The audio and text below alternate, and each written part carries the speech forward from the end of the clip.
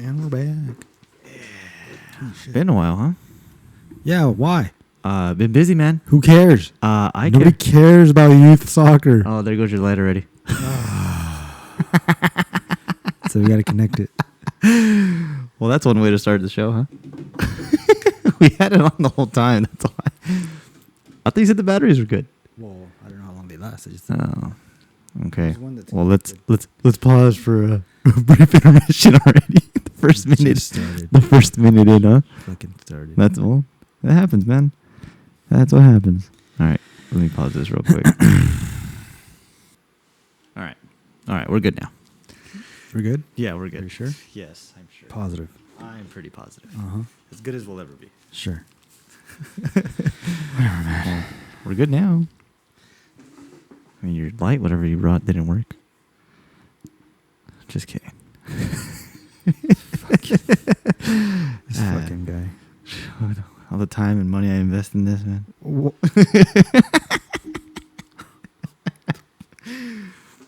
Dick, huh?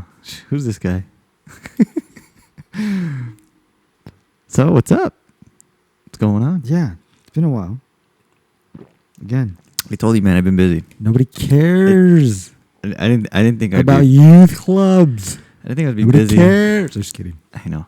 I didn't think I'd be busy as I would end up being the last 2 weeks, man. Well, I mean, you had what? CIF, 1,000 games. Oh my god. You're every kid. Yeah. It's life. Yeah. I tried to find some time, but it just wasn't happening. And then I wanted to do it today for sure, or at least before tomorrow, and then try to get the one in for Saturday for sure. Yeah, so we're going to attempt to go live, or we're just going to attempt it, or just record it now because we need that thing. Well, we might attempt it if I could get that stuff. It says I could probably get that stuff before then because it's on Saturday. So if I could get that stuff before then, we will most likely attempt it along with recording it. So if it doesn't work out, we'll still record it regardless. But yeah, I definitely want to attempt that because that seems like it'd be somewhat fun for some, especially it's the final. I mean, to do it for the final, and then if we can attempt it, then we could go into it for the Euros, especially in the summer. You know what I like? Because then we could do what we can do is whatever games I guess that we have time for the weekends that they're gonna have for the Euros, we can just do a few of them if I'm available even at that time. Yeah, during those games or whatever. You know what I like though? It was kind of cool. The part that you were busy and how it's going from how everything is right now. Yeah. I kind of liked how how the whole high school soccer ended literally at the same time as champions. Yeah. It's kind of cool. Kind of gives you that feel like, oh, we kind of ended at the same time as pros. Yeah. Basically, right? yeah. And when has ever that happened? Never. It has never happened. So I thought that was pretty cool. Like just for the whole schools that ended up in the finals. Yeah. Kudos to them who made it all the way. Yeah. But yeah, I thought that was pretty cool. Yeah, that was cool. Like how it was simultaneously, from even the seasons, the champions. Like I thought it was pretty cool. Everything kind of ended this month. Yeah, basically. Right. Even your little ones ended, but now you have like scrimmages. Yeah, we just got scrimmages and stuff like that, but nothing other than just the league, and then now, and then we gotta go into the summer with tournaments, kind of like tournaments because we got the Euro Cup. Honestly, it actually felt good to end that way. I mean, I know we don't have this length of a season as the pros do, but to kind of end in the manner of we ended it like at that ending of league in terms of all the professional leagues. Yeah. It was pretty nice. It felt pretty cool. I really thought about it when everything was ending and when you guys lost and like everything and everyone finishing up and we did that last podcast the end of the season games. Like, holy shit! Like almost everything in soccer out here was kind of ending at the same time. Yeah, it was ending at the same time, which was cool. And like you never have that because everything starts in the spring for a club. Or MLS. Yeah, like we kind of tend to ramp like that starting point of getting prepared for the fall and things like that, and then going into the summer. So yeah. I mean, I liked it, but I mean, obviously, it's not going to happen for next year in some way. Because I mean, we could technically do spring league seasons and stuff like that, but the high school's not going to be that way because that's what I mainly saw it for the high school. Yeah. I thought the high school. Yeah. I think it should be in the spring. Technically, when does the spring games end for high school football and sports? If I'm thinking correctly, it was kind of exactly on point. Right? Yeah, it was kind of on point because you still got to go into playoffs and then all those things. So it was kind of if we were, let's just say none of this happened, COVID and all that, and we were technically in the spring season, like right in terms of the days and it seems like it, right? Yeah, right, the layout. Yeah, yeah. I would think it's better. It would be, but I guess the conflict, would be for mountain sports. So well, I mean, actually, let's be real. Is there a conflict? Because it happened. Like smoothly was there like hold on, was there like we have to cancel this because this game has to play for sure, or our staff can't go over there. Like it looked like everything was pushed into that bubble. It was kind of pushed into it. But they didn't look like a conflict. It didn't seem too much of a conflict. The only conflict was with the outside, which was the club, but that was just because of the whole COVID thing. And they're normally going to the fall, so that won't really.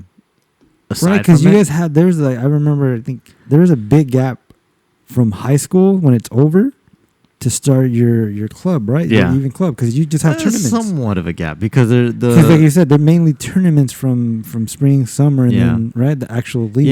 Yeah, because for some the dynamic is going to change in terms of like the leagues and things like that, and especially going into the future because there's some stuff behind the scenes that are changing in terms of not the clubs in general, but just the leagues that they're affiliated with. So there's going to be some changes on that. So I don't know exactly more or less how things will turn to in that dynamic because State Cup, National Cup, it's not saying that's going to dissolve, but it's going to be shifted differently for a lot of teams and clubs that are jumping into this, I guess, new affiliation that the clubs are being partnering up with, I guess you could say. So it just depends. It really depends. Going back, was there a big conflict in the high school wise of like meaning? I'm talking about conflict. I mean, within the high schools of saying like, oh shit, like we can't have this game because we got to go take care of this because of this game. In terms of just high school. The high school. I'm sorry. Just that's what I meant. I meant the high school. No. Like, can it be? It could be in the spring. Yeah. It can be. Now, would you prefer it in the spring? Think about it. Yes and no. Why? Yes, because it was kind of nice in the sense of you didn't really have to adjust to too many things. No, because it is the springtime, and that's generally for the players. If you get players that are club, they kind of go for those.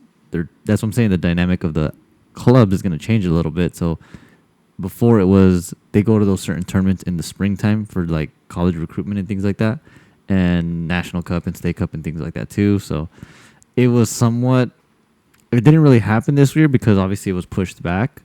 So if we were to actually do it, it just depends on more or less where the layout is going there. Let me backtrack. I guess. Hold on. I think the only adjustment of a sport would be with, or the conflict with the sport would be the track and field because obviously the high schools all have tracks around them. So that'd be the only somewhat of a conflict in terms of the meets and all that stuff and the games that we have and where we do them. So it just depends on the schools in reality. Well, yeah, all the schools. But it's funny because it's fortunate enough that you guys get to play in two different fields. Yeah. Yeah. I realized. Yeah. Like, literally, like, if something... We're one of the very few that do that. Yeah, well, at least 3 schools get to play that field. And I just realized, like, let's say that happened and, track and field had like a CIF and they needed that. Okay, well, then we'll go... Hopefully, there's no game for us. Yeah, there'd be some type of an adjustment in some way. But I guess when I'm looking backtrack again, so correct me if I'm wrong, I guess, so it's like, if it was back the way it was, where it's winter sport, and it starts end of November, basically December, it goes into January, and should end by March, the end of March, and like the beginning of April would be the end of the CIF playoffs. That's how it goes, right? No, for winter. For high school. For winter or for fall? I mean, for spring. No, the original way. The original way. That's how it goes. It would end around March, yeah. Right? Yeah. So then about the time March is over, that's when your club, like you said, those tournaments arise where it's like showcases. Yeah.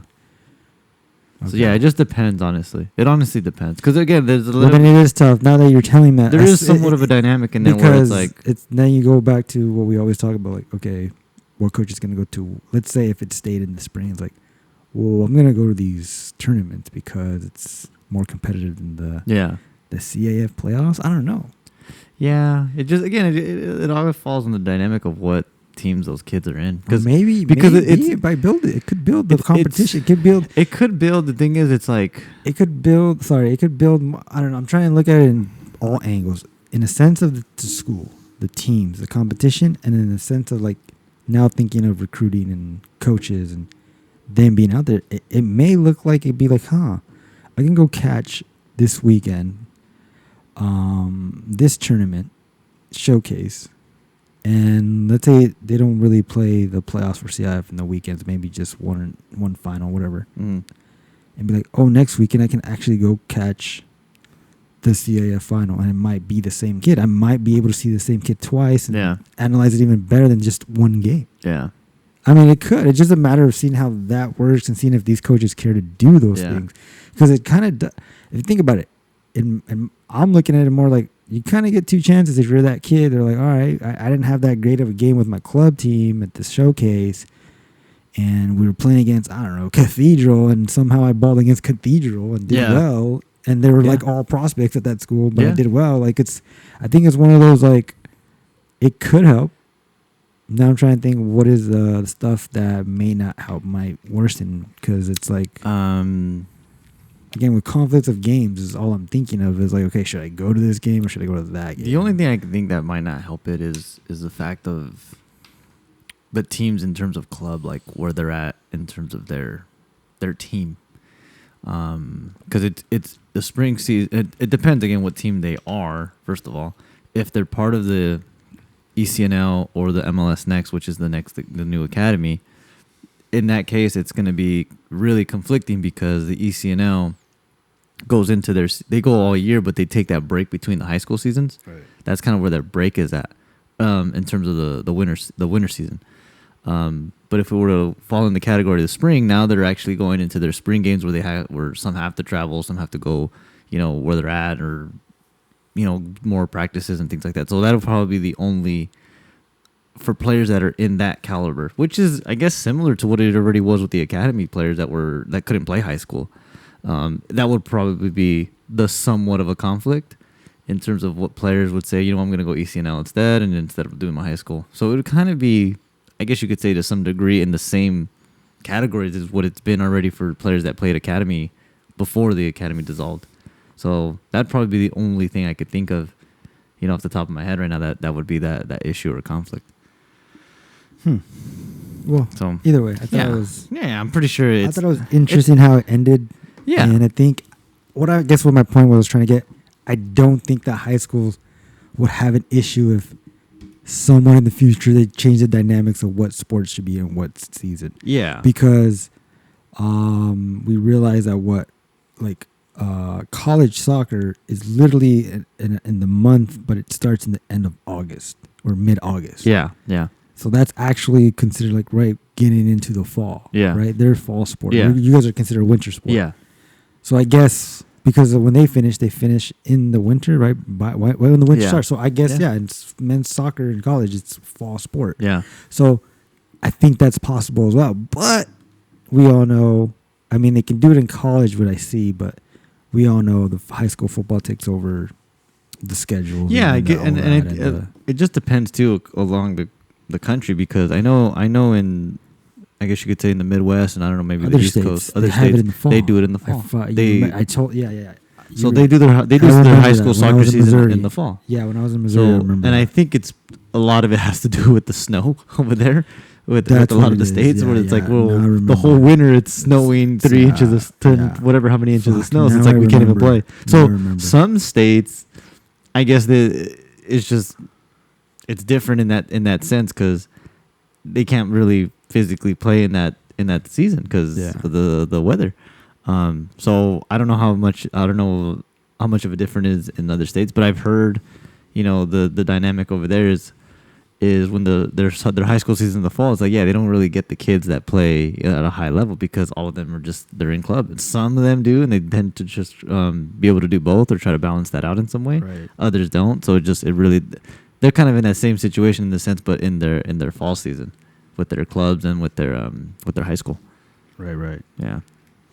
Well, all right. Maybe if it ever happens, it happens. Yeah. Who knows? We'll see.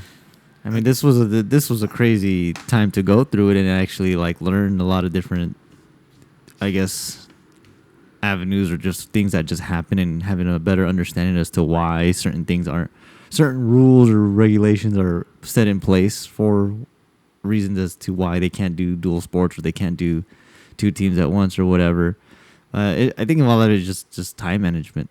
A lot of it is time management, just understanding what you should be able to do and not be able to do. I think it's time management. I think it's a matter of deciding on your own. I think I've always think certain regulations and rules are really stupid.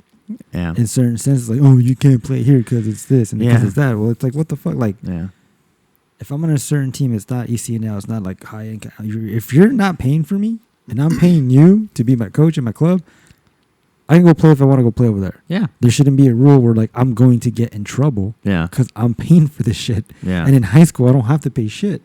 Yeah. No. Yeah. No. I've expressed that many times. I've expressed that to a lot of my players. I'm still trying to fathom the idea of what is the whole purpose of those rules.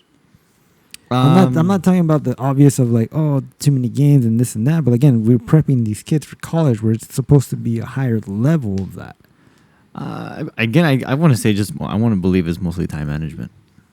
In some sense, others can manage the time well. Others just can't manage it at all. I mean, can we both agree on like it happened?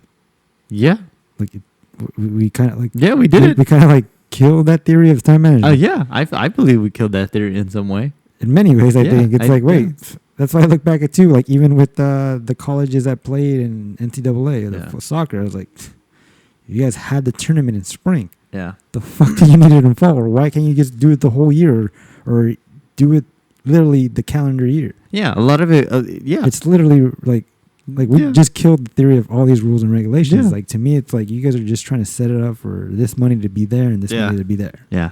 And I'm like, all right. It is what it is, right? Fuck it. Well, we'll see. Who knows? Again, there's changes within the club that are gonna happen, and who knows? Maybe with this whole thing that happened with the high school, that might open up some outlets or doorways, I guess you could say, to some change in the future. Because we'll see. Yeah, because again, the club there's a lot of changes going on as well that are going to be happening not this year but the following year. Yeah, and people are going to be all on board for it, and others are not going to like it. So it is what it is. It's the same with the high school. There's things that changed in the high school that are like people were on board for it, and not everybody was on board for it. But that's just with anything, honestly. Yeah. So we'll see. Yeah. Like it happened. It happened. Went through it. It is what it is. Yeah. What? What we getting into? My team is in the final tomorrow. Hold on. We're not talking about the JV tournament yet. Hey man, it's not a JV tournament. Let me get my boy in here. I don't know, man. We were in the Champions League. I don't know. Let me get my boy in here and thoughts. Your boy? My boy. Who? Thoughts on my boy. Who? Chris. What about him? Chris. What? You want to go about the leagues then? Is he staying? Is he leaving? Is it time for him to go? Should he go? Doesn't he have one more year? Is he moving? Did he buy a Ferrari? Is he moving all his cars? I know, but he's got one more year on his contract, right? Technically. So this season coming up is his last season. It's technically the last season. But I don't know how contracts tend to work with the soccer players sometimes because I know they can break them. No, I know, but I know with they just have to pay fees. No, I know with baseball, basketball, football, they always have that last season where it's like, well, you can opt out that last year and you basically become a free agent. That was possibly what's in there. I didn't hear about through it the whole thing. I just remember I don't know. 4 years. I don't know if soccer players have that option. Again, as far as I know, I could be wrong, but I think there's similar to other contracts where if you want to opt out, you have to pay fees. It's like a fee, like you got to pay something because we had your contract. So now we're forced to break the contract that you signed. Yeah. So there has to be some type in return where we can't lose all this, or pay you the rest of this because it's your contract. Yeah, because there's players in like other sports where like I got hurt and I'm hurt for 2 years, but they're paying me throughout the season and I'm not even doing shit. Yeah, I get you. So I think I could be wrong. I always hear the contracts like that, but from what I know, there's always players like again with Messi, they could leave at a certain free agent time, right? They were thinking about is he going to leave in January because it's open window transfer. He can break that. He can leave. He technically has until I think it's August 1st. No, to the end of June. Is it end of June? I thought it was August. It's June. No, because June's over. It should be coming up. They were saying it should be coming up. It's got to be August. No. It can't be just June. There's no way. It can't be 1 month. It's coming up. Double check. Until he's locked in for that year? No, his contract expires for this one. The last one. He finished his last season, so it's going to next expire. season is his last season. No, it's it. Oh, so this was his last season. Oh, I thought he had one more year. It's expired. Oh, this was his last season, from what I knowledge. Look it up. Okay. I'll check. So I don't want fucking people. Hey, no, you're wrong. You hate Messi. I don't know, but I mean, from what my knowledge is, I think this is his last. This was his last season, technically under his contract. Let's see. Cristiano Ronaldo. No, are you talking about Messi or Ronaldo's contract? Ronaldo's contract. We're talking about Messi's contract. I thought you said Ronaldo. You said no, Christy. you said it was. We're talking about Christian. You brought up Christy. You said, but is he then leaving? Is he going? But then you said something about Messi? I never said anything about Messi. I could have sworn you said something about nothing Messi. about Messi. What I brought could have up sworn you said Messi. Am I tripping right now? Yes, you're tripping right now. I'm pretty sure you said something about Messi. We're not tripping right now. I said nothing about Messi. We were talking about Cristiano and then I brought up the fact like, is he able to opt out of his contract? I don't know why. Maybe I was thinking of one. Sorry, I was probably thinking about Messi's contract on how he was Messi's done. Like, sorry, yes, Messi's is done. Sorry, I was thinking about Messi because of the whole how they talk about contracts in January and the open window. Yes, so my bad. Yes. So Messi's is done. Sorry, Messi's is done. Sorry, Ronaldo's got one more year. Summer. Yeah, so that's what I was trying to come up with. That's why I brought up the whole. Does he? Because like I said, with football and other sports, they have that last year as an opt-out option. I think he does. Okay. From how they're talking, because like, he can leave now. They just got to pay for this and got to pay for these fees. So I don't think he has an. It just seems like he doesn't have an opt-out option. What I think it is, it's like he basically can say, "Oh well." I think as far as I know with soccer contracts, it's like, well. And in any year, you can just buy it out and you're gone. Like knowing him, he has all the money in the world. Yeah, so it's like pay himself. Yeah, so as far as I know, that's what it seems like. But in terms of if he's leaving or not, the team. Okay. The team. Let's do it this way instead. I'm going from you because I know what I would do. I actually don't really care. Wherever he goes, I go. Fair enough. In your perspective, as more as a coach, as being able to see the outside in and whatever in players and this and that. And I guess from what you have seen maybe this season from him and in the past in his career, do you think it's best for him to stay with this club given what he just posted? Yeah. I don't know if you saw. I kind of read he basically said I did everything I can except for Champions League. Yeah. And I've done so much. That's basically his whole post was like I've done so much. Yeah. I've been doing so much. I keep going for the big goals and the stuff that I want. He's like, I did all. He kind of named what he did at Italy except for Champions League. Yeah. So it kind of felt like, is he done or is he pretty much saying, hey, we're going for champions? That's how it felt. The outlook looked like that. Yeah. The post felt like, I did all this. Yeah. It better be champions or not. Like, what are we doing? So that's how it felt. So again, you looking at all that, should he stay? Should he leave? Or what? I personally, I like the guy just as much as anybody else would, because he was a Man United player from what I remembered and all that.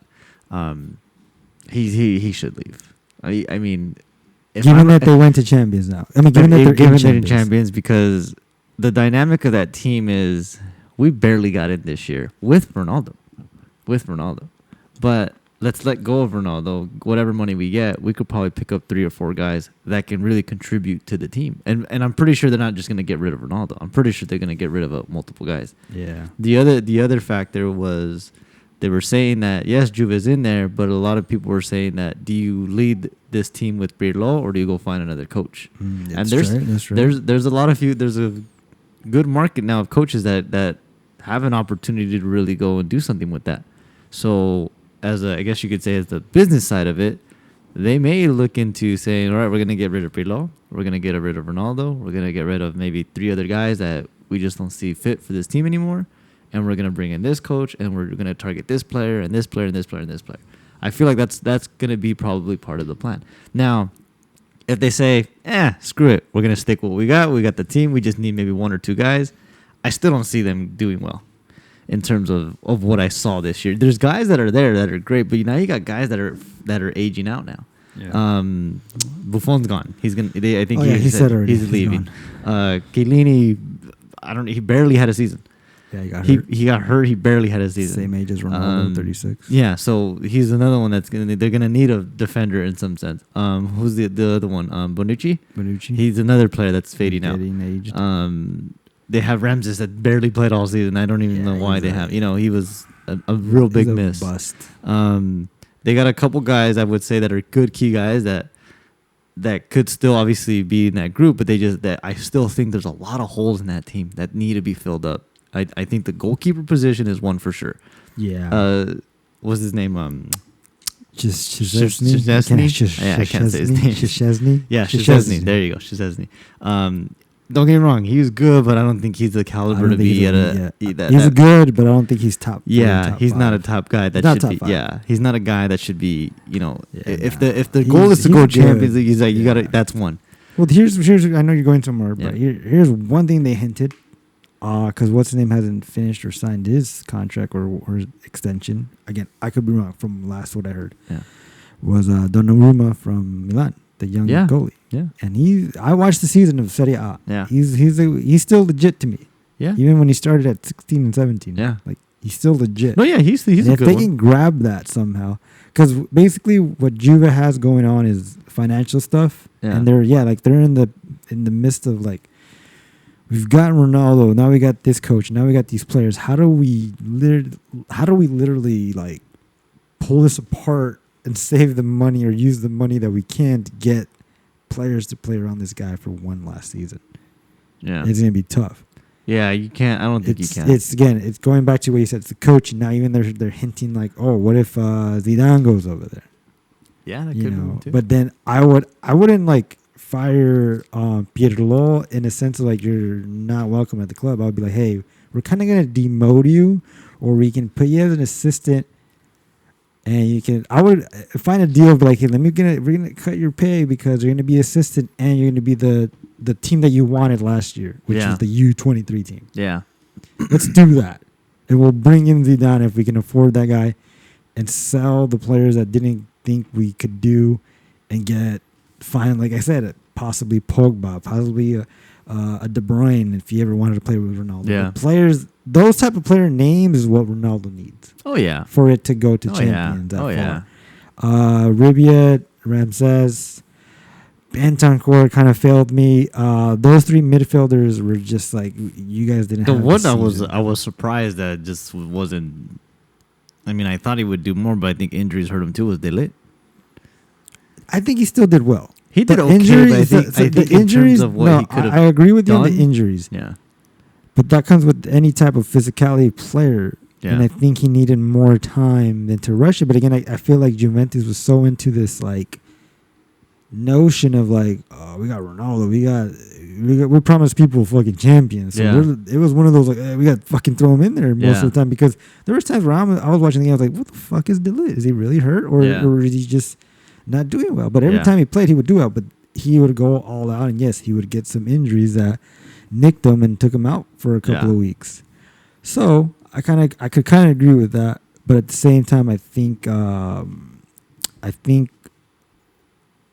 Juve just has to look and structural with this team as much as possible and stretch that fucking dollar out. Oh yeah. For it to be convincing to Ronaldo, because he also didn't sign up to have 4 different fucking coaches. Yeah. If you think about it. Yeah. Every year he had a different coach. Yeah, he did. And every year he kind of still, on his part, like he says, executed. Yeah. Just for the Juve part. So you're saying he should leave?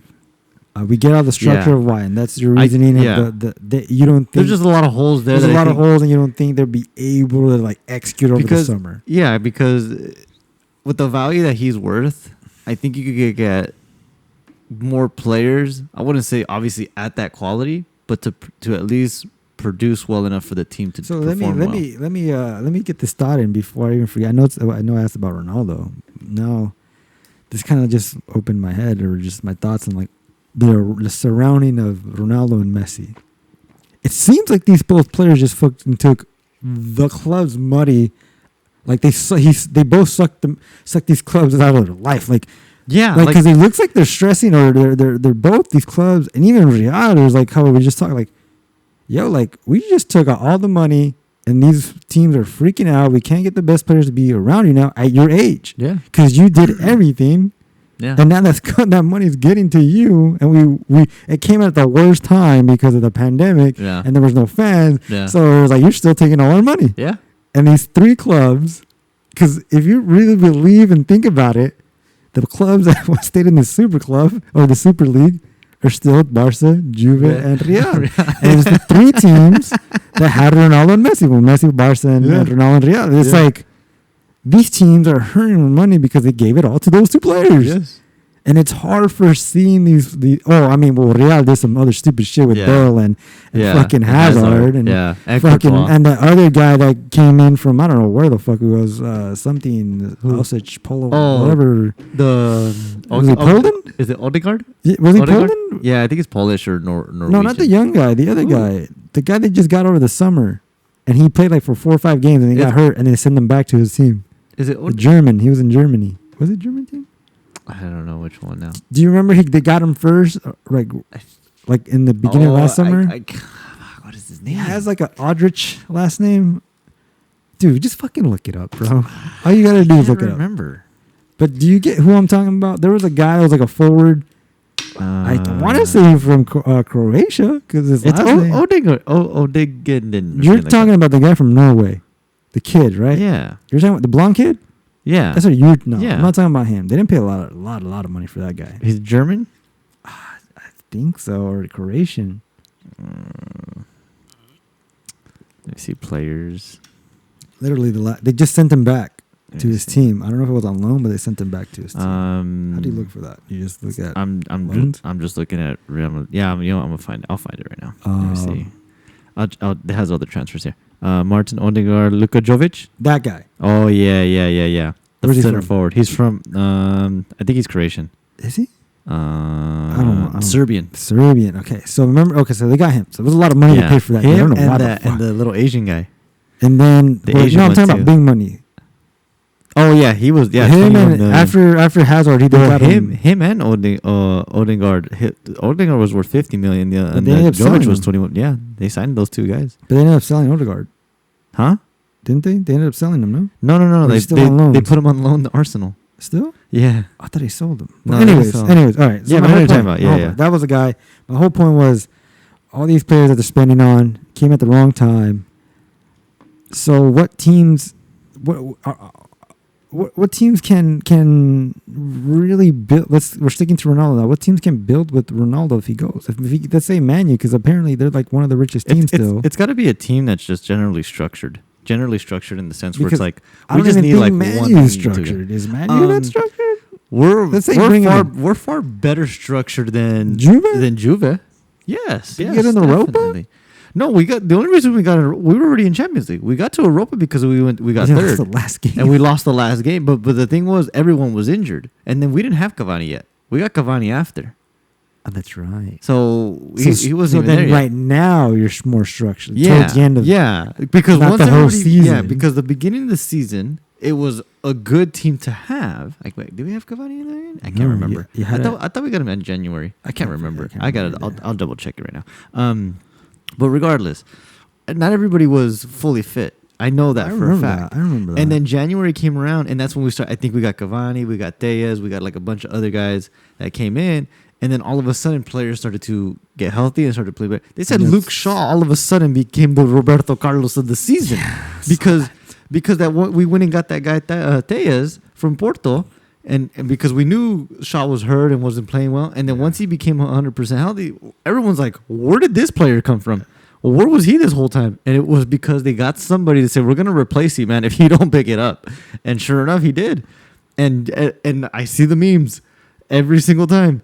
He's the Roberto Carlos of the year right now because all of a sudden he's attacking, scoring goals, putting crosses in. Like, he's playing just like him. So there's a lot of things that for United that definitely went really well, and there's things that they need to fix and stuff like that because injuries was a major factor. I know for a fact injuries were a major factor because when we were healthy, we were competing against the big teams and the better teams and doing well.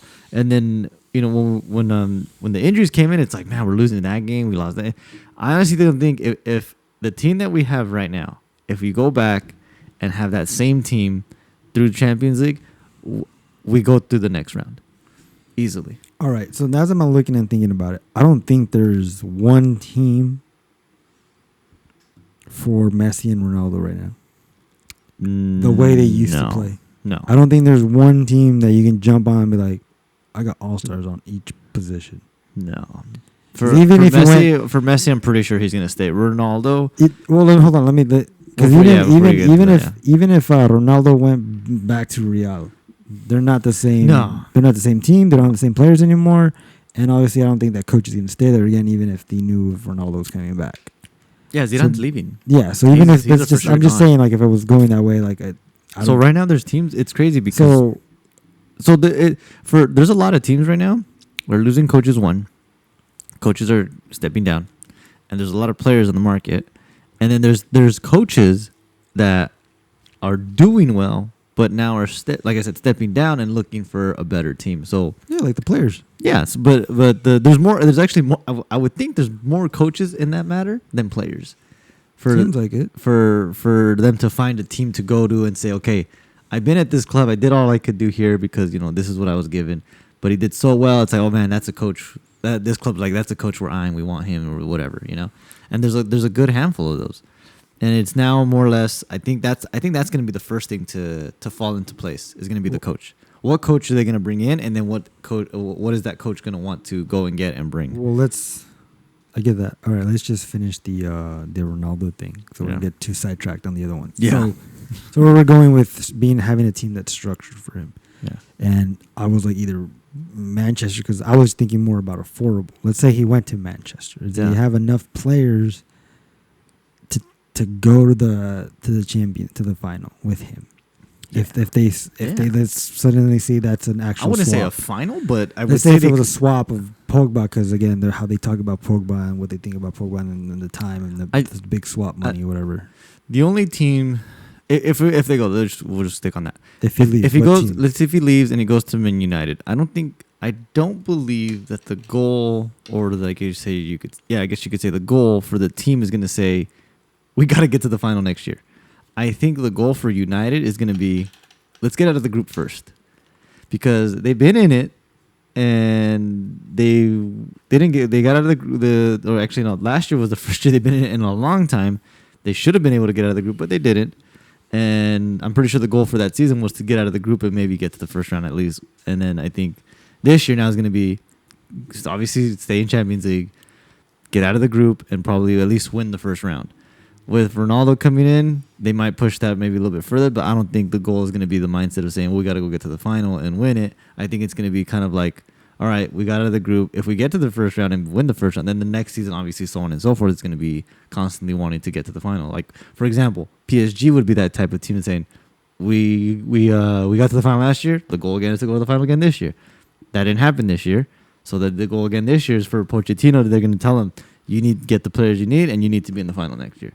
Because if we went in the final last year, the coach that we fired got to the final with half of a season next year. With less stars. It's like, obviously, we're doing something wrong here, And I think that's, for Ronaldo, I would say PSG would probably be the next best closest for him. For both of them. Yeah, for both of them, but I still don't see Messi. Who would have fit more? Ronaldo. I would think so. A lot of the pundits are saying Messi would fit more. No, I don't see Messi fitting there. Right? I don't see Messi fitting there. The only reason why I don't see Messi fitting there is because of the way Pochettino plays. I know he's Argentinian, but he doesn't play in that style, in the sense. Well, I mean, just from watching the games, they sat back a lot. They did. They sat back and tried to just kind of counter. They just kind of counter, and that's what Cristiano is. Cristiano, I wouldn't say he's a counter player, but he's a guy that's going to get you down the field and force everyone to run back. Messi's not that kind of player. Messi's the kind of guy who's going to get at his feet and want to, pass and possess and things like that. Ronaldo's the kind of guy who's like, I'm going to stay up high, feed me the ball, and we're going to get in. Yeah. That's the kind of player he is. But that's what I'm saying. So I would think Ronaldo would be the best fit for that in terms of the two guys that are there, which are Neymar and Mbappe, who both want to run up and down. They can run up and down the field in a sense.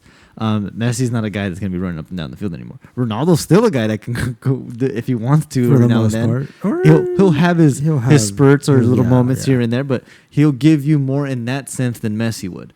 Messi's more the one who's just going to hang around and just kind of be there and be in that right spot at the right time and then just play him and feed and all that stuff. So, say he does it. Let's just say, however, in a couple of weeks, holy shit, he decided to go PSG. Ronaldo? What are the chances? Ronaldo? What are their chances? Win it or final again? I would. Now let's say. I would say final. Now let's say. That's if Mbappe stays. I was about to say. Now let's say Mbappe leaves before Ronaldo would go to PSG. So it's now Ronaldo, Neymar. No. I don't see Neymar being the guy to do that. He's good. Don't get me wrong, but I don't see him as the guy. Hold on. I get what you're saying with Neymar. I'm talking about Ronaldo. Let's think about or kind of focus on the Ronaldo. Would it fit Ronaldo if Mbappe leaves? Not just because of his number, but if he leaves and he's like, okay, I'm number 7, I'm the left winger, and I go into the center and the striker area, but would that team fit for him, even just by Mbappe leaving and a few bench guys? No, I feel like it'd be another Juventus situation.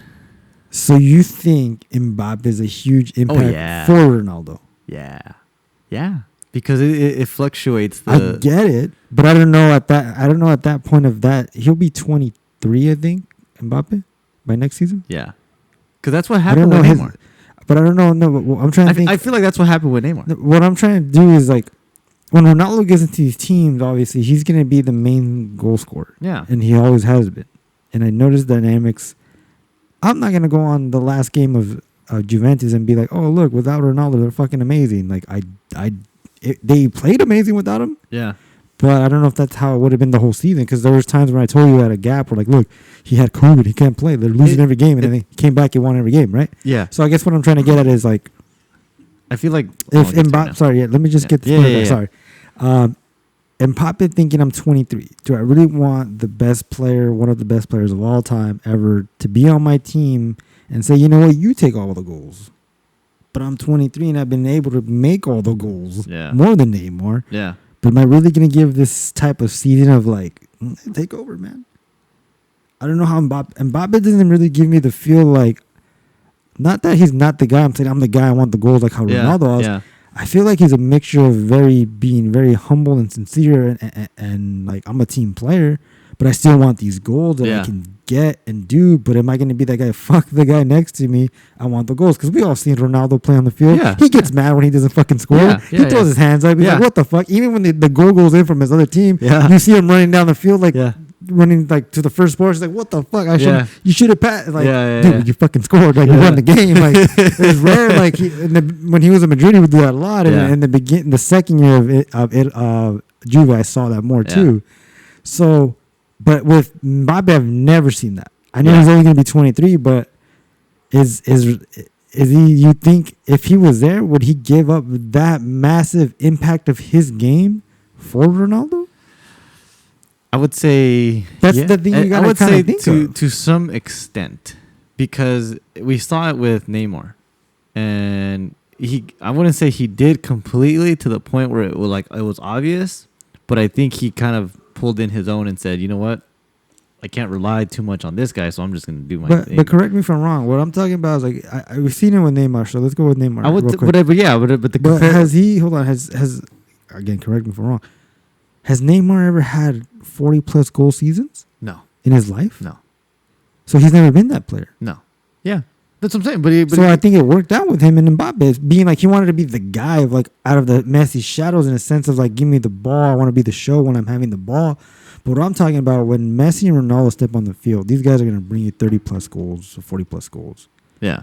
And like I said, I don't think Neymar's ever been close to being that guy. So I think what it fit when he was able to go with the chemistry with Mbappe, like he knew, okay, you're going to score more goals than me, but I still want to be the guy and be like, hey, I'm getting fucking through all these people to get you that goal and get my goal when I can. Yeah. But I don't think Neymar was ever the guy of like, no. I'm the guy. I want all the goals. Yeah. We've seen it a couple of times where he wants the free kick with Cavani and the penalties. Yeah. I get that because they had Cavani on that field too. But I don't think I've seen that with him. And I think that's why those guys meshed well on that team at PSG. Now, again, even let's just say, let me just stick to that. But you get what I'm saying with Neymar? Yeah. No, I get you. So I think if a Ronaldo came in and him saying it and quoting it, I think he still get that same feel with Neymar. Neymar is great, like you're going to. Yeah. Like you were about to say. Yeah. But I'm trying to understand like how that dynamics would be with all three. I think it would be great, but I think the one key thing would be hard. And I'm looking at it now. It was kind of like what happened to Dybala. Again, I want to be honest. Dybala was fucking amazing. He has his moments, and he was playing with Ronaldo. Even when he came off, and now it's like, dude, like we all thought Dybala was a great thing, but then I'm not saying Ronaldo messed his game up, but it's one of those things that we don't know personally how he was thinking going into the next year, the day before Ronaldo was about to sign. Like, oh, I'm about to be the guy. Yeah. Like, we're going to, oh, shit, we got Ronaldo. Yeah. Now, I'm sure he's happy. Well, now they started playing. And it's like, I really got to give up most of my goals to this guy. Yeah. In the sense of, like, he's the one that's supposed to score because he's going to be there to score. Yeah. So my game changes in some sense. Yeah. And that's what I'm trying to see is, like, would that team, again, with Ronaldo on PSG, Neymar, and Mbappe, would that be effective more? I guess I'm asking you the question, do you think Mbappe would change, or would it be better off if, okay, cool, Mbappe, thanks, you want to go to Madrid, you want to be a different legacy over there, go ahead, and now it's just Neymar and Cristiano. Like, what team would be more effective? I would still think PSG. No. I'm saying For PSG. Ronaldo? Yeah, no, I'm saying PSG, but I'm saying which one team? The one with Mbappe or the one without Mbappe? Oh, the one with Mbappe. More effective. Yeah. More Yeah.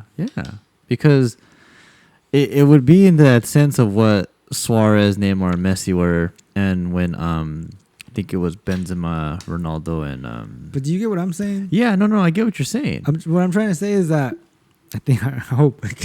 What I'm trying to say is that when Neymar was on that Barca team, I don't think he ever thought to himself, like, I'm scoring 40 goals. I'm scoring these amount of goals of, like, these two guys. I'm getting at the level where, like, oh, shit, they're looking for me for the goals. Yeah. So I think that's a completely different dynamic and culture of that club compared to saying it if it was this team with Ronaldo, Neymar, and Mbappe, because what I'm trying to say is that Mbappe's route to his career has been the goals. Neymar's route to his career has been the trickery, the placement, the ball control, the fancy footwork, like some goals and amazing impact to take away the defender. Yeah. As opposed to Mbappe's. Yeah. So that's what I'm trying to give you, is to understand how different is those two teams that we were about to say, because I think it's completely different. It is different, but the thing is, it's like the amount of I want to say exposure, but entity that they are is going to help that group dynamically, because Ronaldo's coming in already as the superstar in what he is. So everybody's, I guess you could say, game plan would be to stop him. But then you got to go stop Mbappe. Then you got to go stop Neymar. I think Juve's issue was, it was like, okay, we got to stop Ronaldo. We stop Ronaldo, there's no one else to really worry about, which is literally what happened half the time. Well, yeah, that was how Madrid was. So yeah, but with Madrid, it was Bale, it was Benzema. But see, you still had guys reliable enough to take that on if Ronaldo wasn't doing well, you know. And I think with PSG, that's what's going to be difficult. It's like Neymar already isn't that guy that's like, oh man, he's going to be scoring goals. He's capable of it, but he's not the guy right away. Mbappe is, so that's another one. But now then you go with Ronaldo, it's like, oh crap. So let's just say we'll just add like averages. You're right. Neymar's average is like 10 goals, whatever. And then Mbappe's average is 30, and then you got Ronaldo 30. So now if we take away Mbappe, like he leaves, it's back to Juve again, because it's like, is Neymar really the guy that's going to be dangerous against us right now? Yeah. And we saw it. We saw it during the year where there was games where Mbappe didn't play, Neymar played, but Neymar didn't do anything. And then there was games where Neymar didn't play, but Mbappe shined. You know? Yeah, I get it. You get that's what I was trying to explain, is that Ronaldo would be a good fit there, because now you have to go into the game plan. It's like, Okay, let's stop Ronaldo. Ah, shit, there's Mbappe. All right, so basically, let's win Euros and the World Cup. That's your fucking team. You have fucking Felix. You have Bruno Fernandes. Yeah, well, you have Bernardo Silva. But see, the thing with you have those teams that have to worry about those players. This is the thing about that was what I noticed with Portugal is that they have those guys, but the problem is like everybody wants to feed Ronaldo. Like they know they have Felix and Fernandes. Like, Jota. They know they got other guys that are capable. But I just think the whole team has so much respect for Ronaldo. It's like, oh yeah, here you go, man. Yeah, I don't think they think twice. Sorry, dude. I think they know they like feed they him. just know that. Like I don't think they like. Even though like yeah, Jota has his like moments and Bruno's had fantastic season and Felix is capable of that. It's like, sorry, dude. I gotta give it to Ronaldo. Sorry. Like as much as I want to give it to you, like sorry, I don't want him to be mad at me. Yeah. Like that's what it is with them. So I think that's what their downfall is right now with Portugal. That's what I've seen at least is the last couple games. France doesn't have that. France has a variety of guys. I don't want to say this because it sounds horrible, but I'm gonna use both of them. Can we say like I'm not the teammates are not tired of these two guys, but is it like fuck, I can't fully play my full potential of my game because we respect you guys so much that we think in my mind like, yeah, if I make that pass, you're going to do something great because I gave you the ball. Yeah.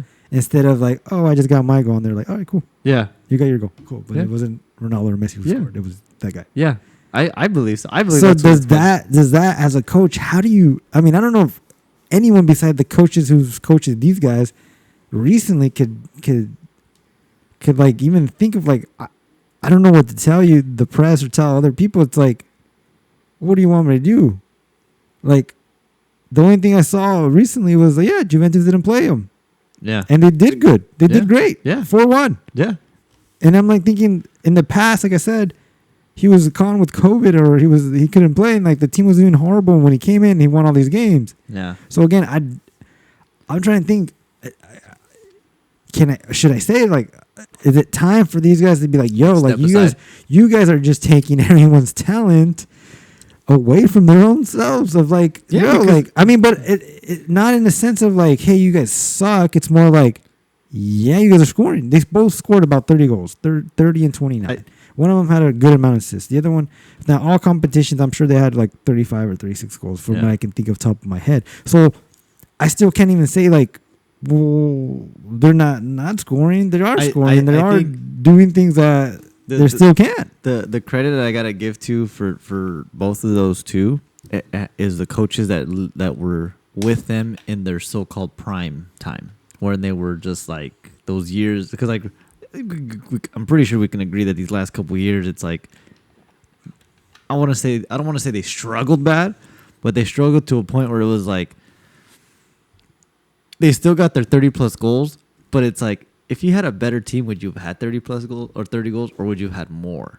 And with the better coaching around you, you know what I'm saying? I think so. Like also real quick, like when Pep's time, because as I'm thinking over it right now, when Messi was there during Pep's years, he brought in the dynamic of we got Messi, but he never at that point it was never like, well, Messi's gonna be this monstrosity of a player, right away. Like eventually grew into that because of the system he had. And I think Ronaldo was the same when he was at United.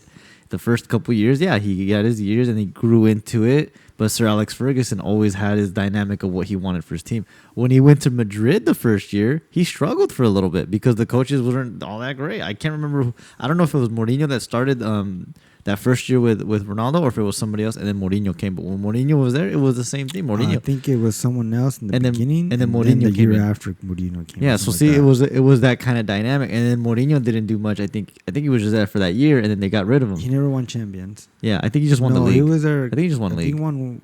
I gotta double check, but he won something. He won some like Copa del Rey, and then he beat Barca. He beat Barca for one of those trophies. Oh yeah. When they were at the prime, that 1-0 game. Yeah.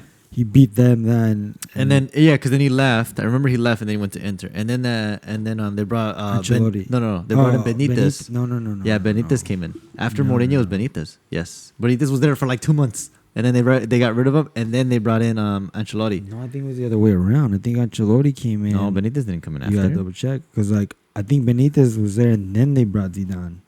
I'll check. It has to be one of those from what I. Well, I know it was Ancelotti first, wasn't it?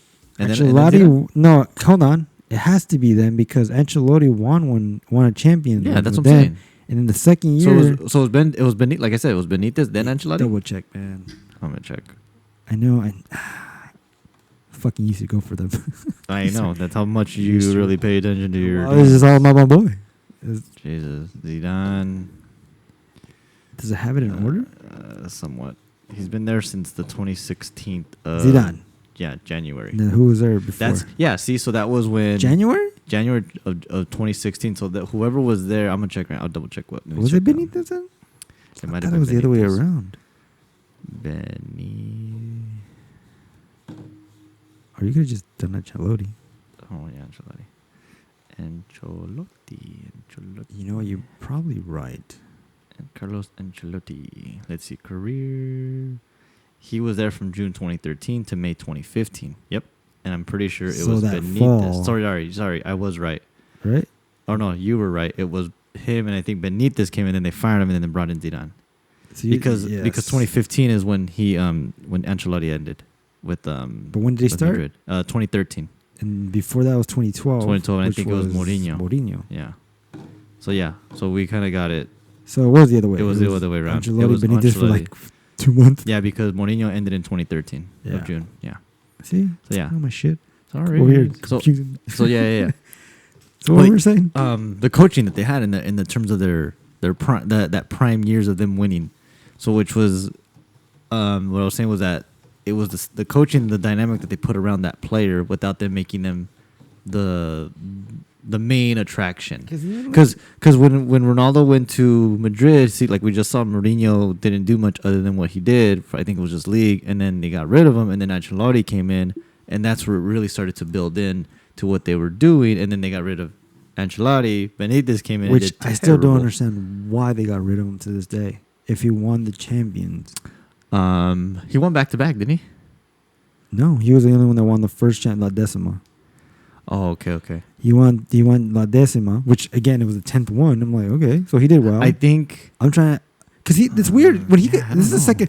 Hold on, this is the second time he gets fired. When I'm like, the team did well. He fucking took Napoli to the Champions, the second round, and then they fucking fired him. It's like, what the fuck did this guy do? They literally let him go when the team's doing well at certain points. Yeah, I don't know. Again, I'm trying to remember what was going on. I don't know if they lost like the first 5 games. No. I'm trying to remember the season after they won Champions.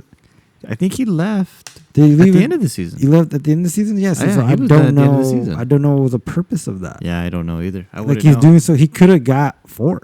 Yeah, because Zidane never took over until... Because he was with Zidane.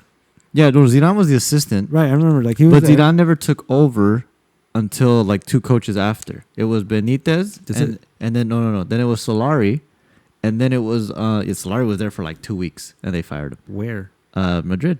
He was the coach for a little bit. And then Zidane came in. And then it was the Spain coach. Lopetegui? Yeah, he didn't even get to do the job because... Are you talking about after Ronaldo? No. After Ancelotti. I'm talking about after Ancelotti. I'm talking about who the coaches were. Didn't we just go over it?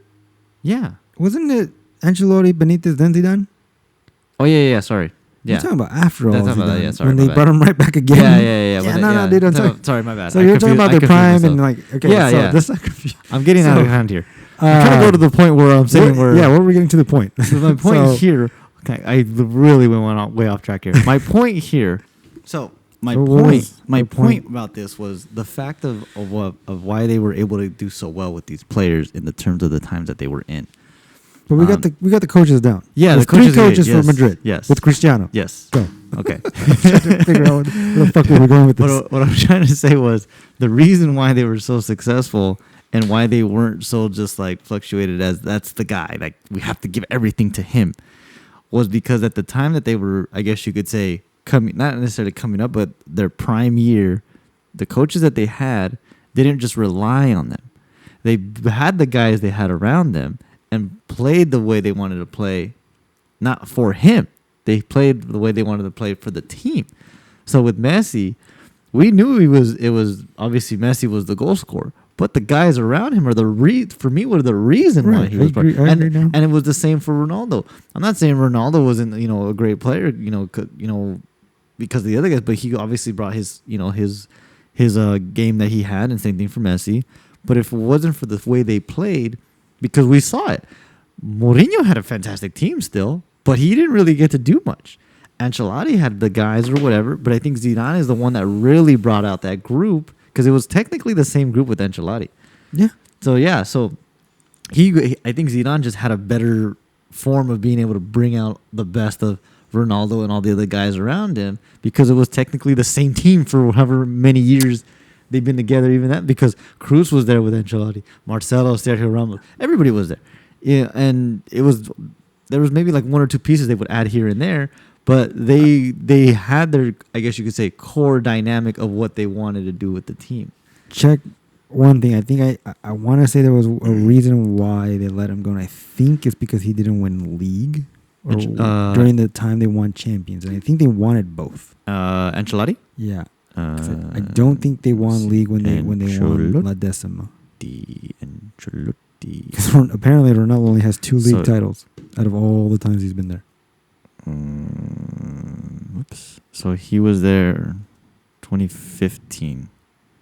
And they won it in 2016. Their trophies, La Liga, the last 2016, 2017, and before that, the last time they won it was 2011, 2012. So he never won league. So let's say that's what I'm saying. 2011, 2012 was the year Mourinho won league, and they haven't won league. Yeah, he never won league with them. Ancelotti.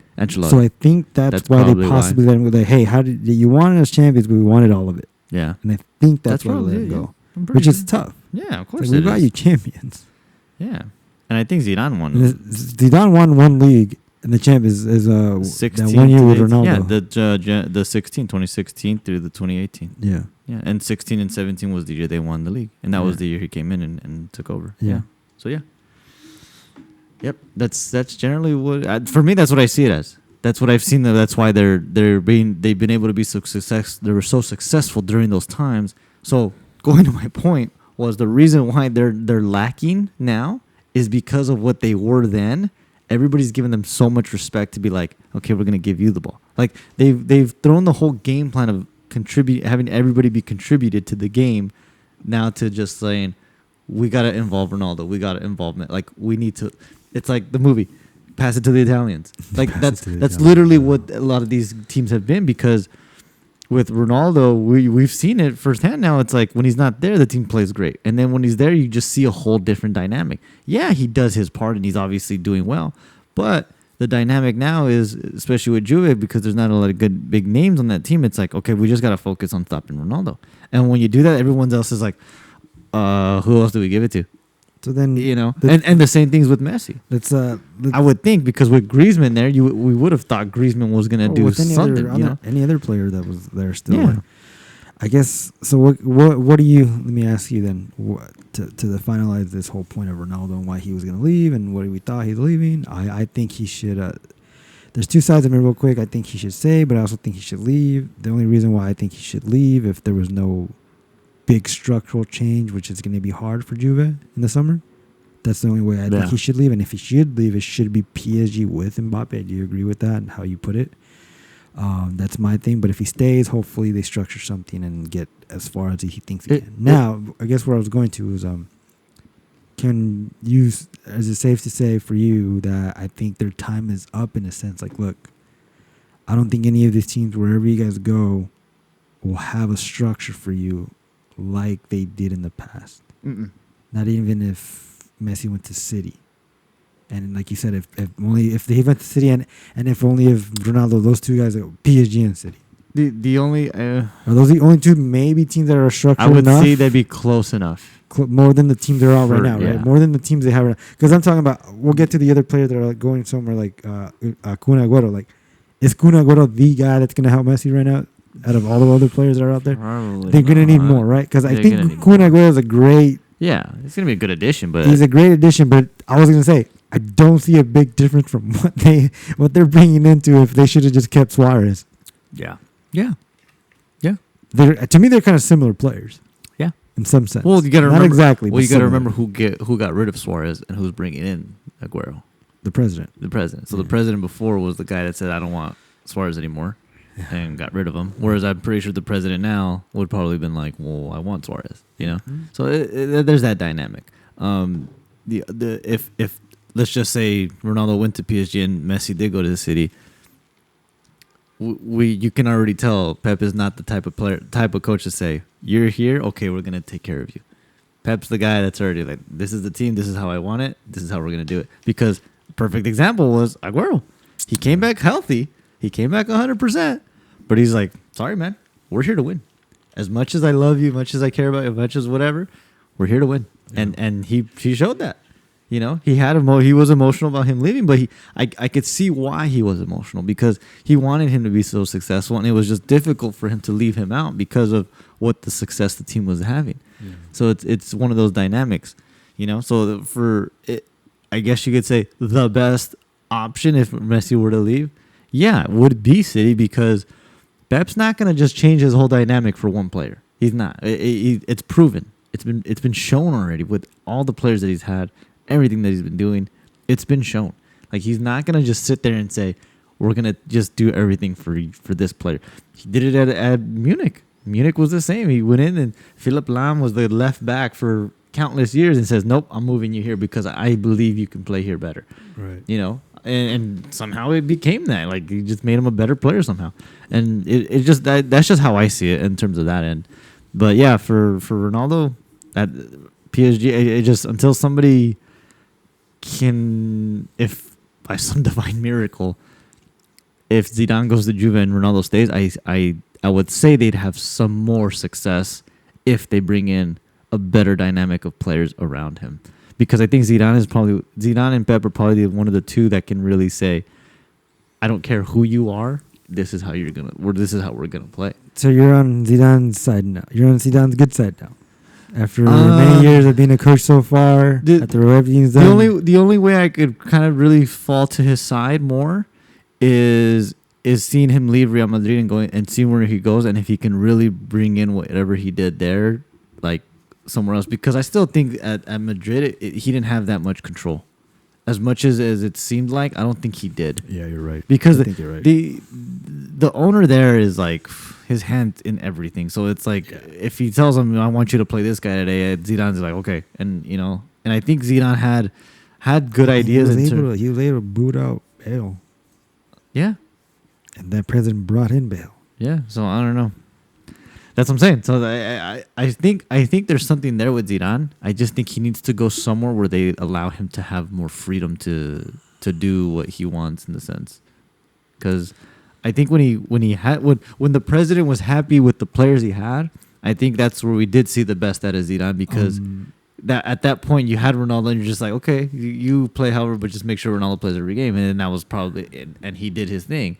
But now it's like Ronaldo's not there. It's like he kind of, the only reason why I still say he was somewhat decent, had some success, was he wasn't there. But he did struggle like really bad with the players that he had. But he was, not, I don't want to say struggle, but like he had a lot of injuries and they looked like they were going to struggle. But he was still able to maintain them to be a competitive and somewhat successful season still. Yeah. In some ways, in terms of what he had. He didn't win any trophies, but in terms of what they had, and to be able to be second in league, that for me, that kind of, okay, I see there's something there more for Zidane. Mm-hmm. He's got something there, because any other coach I think would have been fired. I think any other coach would have been fired with all the injuries, and then losing to like the fourth division team in Copa del Rey, and then getting knocked out of Champions League. Like, but all his players were injured. He had a ton of injured players. Then he comes back and wins and goes to semifinals somehow, and like okay, maybe we got a chance. Yeah, that's what I'm saying. So what he was able to do to get to the semis, that alone, and then being able to get second, like, I wouldn't say it was a complete terrible season in terms of the players that he just had. If he had everyone healthy, who knows what could have happened? Yeah. You know, that's just how I saw it. And having Hazard only one game every year that you've been there. Final thought: he stays or he goes? Who would you say? Ronaldo. Oh, no. Realistically, he's staying or is he going? realistically? As of right now, I say he's going. Okay. I say he's going. Feels like it almost. It seems like it. Even though that they got the Champions League spot, I just see there's just way too many holes that need to be filled there, and there's a lot of restructuring. I gotta see what team I'm gonna buy next and go for. I wouldn't be surprised if he goes to PSG. Because I honestly think that would be really great. I know I don't want to go in circle right now, but that would be really great. I like PSG. I was rooting for them. Their Nike would be dope. Obviously, it would be a fucking huge market for PSG to just fucking bank on because they got Jordan Brand and Cristiano on board. Yeah. That would be fucking dollars for days. Oh, no, that's Italian. No, never mind. But I don't know. He just bought the Ferrari. I don't know if he bought the actual car. He bought into the team. I don't know. I didn't check. I saw that, but I didn't check what he did. But Ferrari's in Italy, so and they're saying the family loves living in Italy. So again, I don't know. Well, yeah. Anyways, so that's your thought on that. Yeah. I think again, I'm leaning. I don't know, 50-50. I can't get aside. But before I forget another thought, it was circulating to that. Do you think what I'm seeing? Do you think there's no more of this 10-year coach, 15-year coach? Like in the old days, there's no more of that. It's more like a 4 year. There will be. Talking big names. I'm talking about names. Like Pep has. This is how long? Is his 5th year? I think it's his 5th year. If he wins, I don't think he's going to be in there for 5 years. Fuck no. He's probably going to be burnt out. No, I still think that it will be because the challenge becomes. It just every year there's a new challenge. But I think after seeing. I want to agree with you, but I think after seeing the close details of how these owners work and how it's changing, how these coaches come and go, it depends on the clubs. Well, I mean, we had because not a lot of clubs. You have one of the best old clubs like Juve, who had multiple coaches who won within that period of that 9 year of the Scudetto of winning the league. It was with Conte and the last guy I just forgot his name. The reason, and then you got the reason I see those teams getting rid of their coaches is because if they just keep winning the league, there's no other challenge for them other than Champions League. Right. So for example, Atletico Simeone's been there now 10 years, I think. Right? He hasn't won Champions. He's been to Champions. He's been to Champions, but he hasn't won Champions. But he's the only closest one getting to 10 years. Right? But the thing, I think he did do 10 years. He already did. I think he did 10 years. But he's in a league where the league winner is either Madrid or Barcelona, so you constantly have to be challenging those two teams. Whereas for Juve, we saw they won 9 years in a row. It's like, well, what other challenges do you have? So if you're constantly win, in a sense, you're just like, okay, I'm comfortable here. But the owner or whatever is like, okay, man, whoever I put there, we're gonna win league. It doesn't matter. We gotta win Champions League. We gotta win this. We gotta win that. You know. So that's what their mindset is. For City and for Pep, the reason why I think he left Munich was because he was like, I'm just winning league every year, and they did. He won, I think, like 3 in a row or 4 in a row, whatever. However many years he won the years over because they haven't lost. He won. They just won their 10th. That's what I'm saying. So they haven't lost the league. So it's like for Pep, his challenge was Champions League, and he wasn't getting it done. So yeah, they just said, okay, well, that's it. But at City, it was like, okay, he lost this final. Oh man, we gotta try to win that one.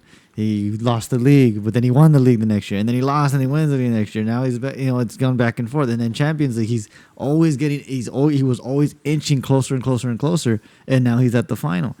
Now, if he wins it, that's where the next question might be, where it's like, okay, Pep, is he gonna stay another year or two? Because he's one of those guys. Once he wins everything, it's like, okay, there's nothing else for me here. I gotta go somewhere else.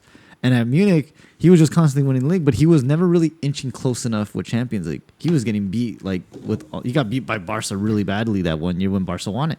So that was this final stamp of okay, I got to go somewhere else or I got to stop. And he stopped. He stopped coaching, and then I think he took a 2-year layoff or whatever, and then went to or it was either that or I think he just went straight to City right after. So a lot of it has to do with the leagues. I think a lot of it has to do with the leagues in terms of what your league is and if there's always a different champion every year. And in Premier League, it has been a different champion every year.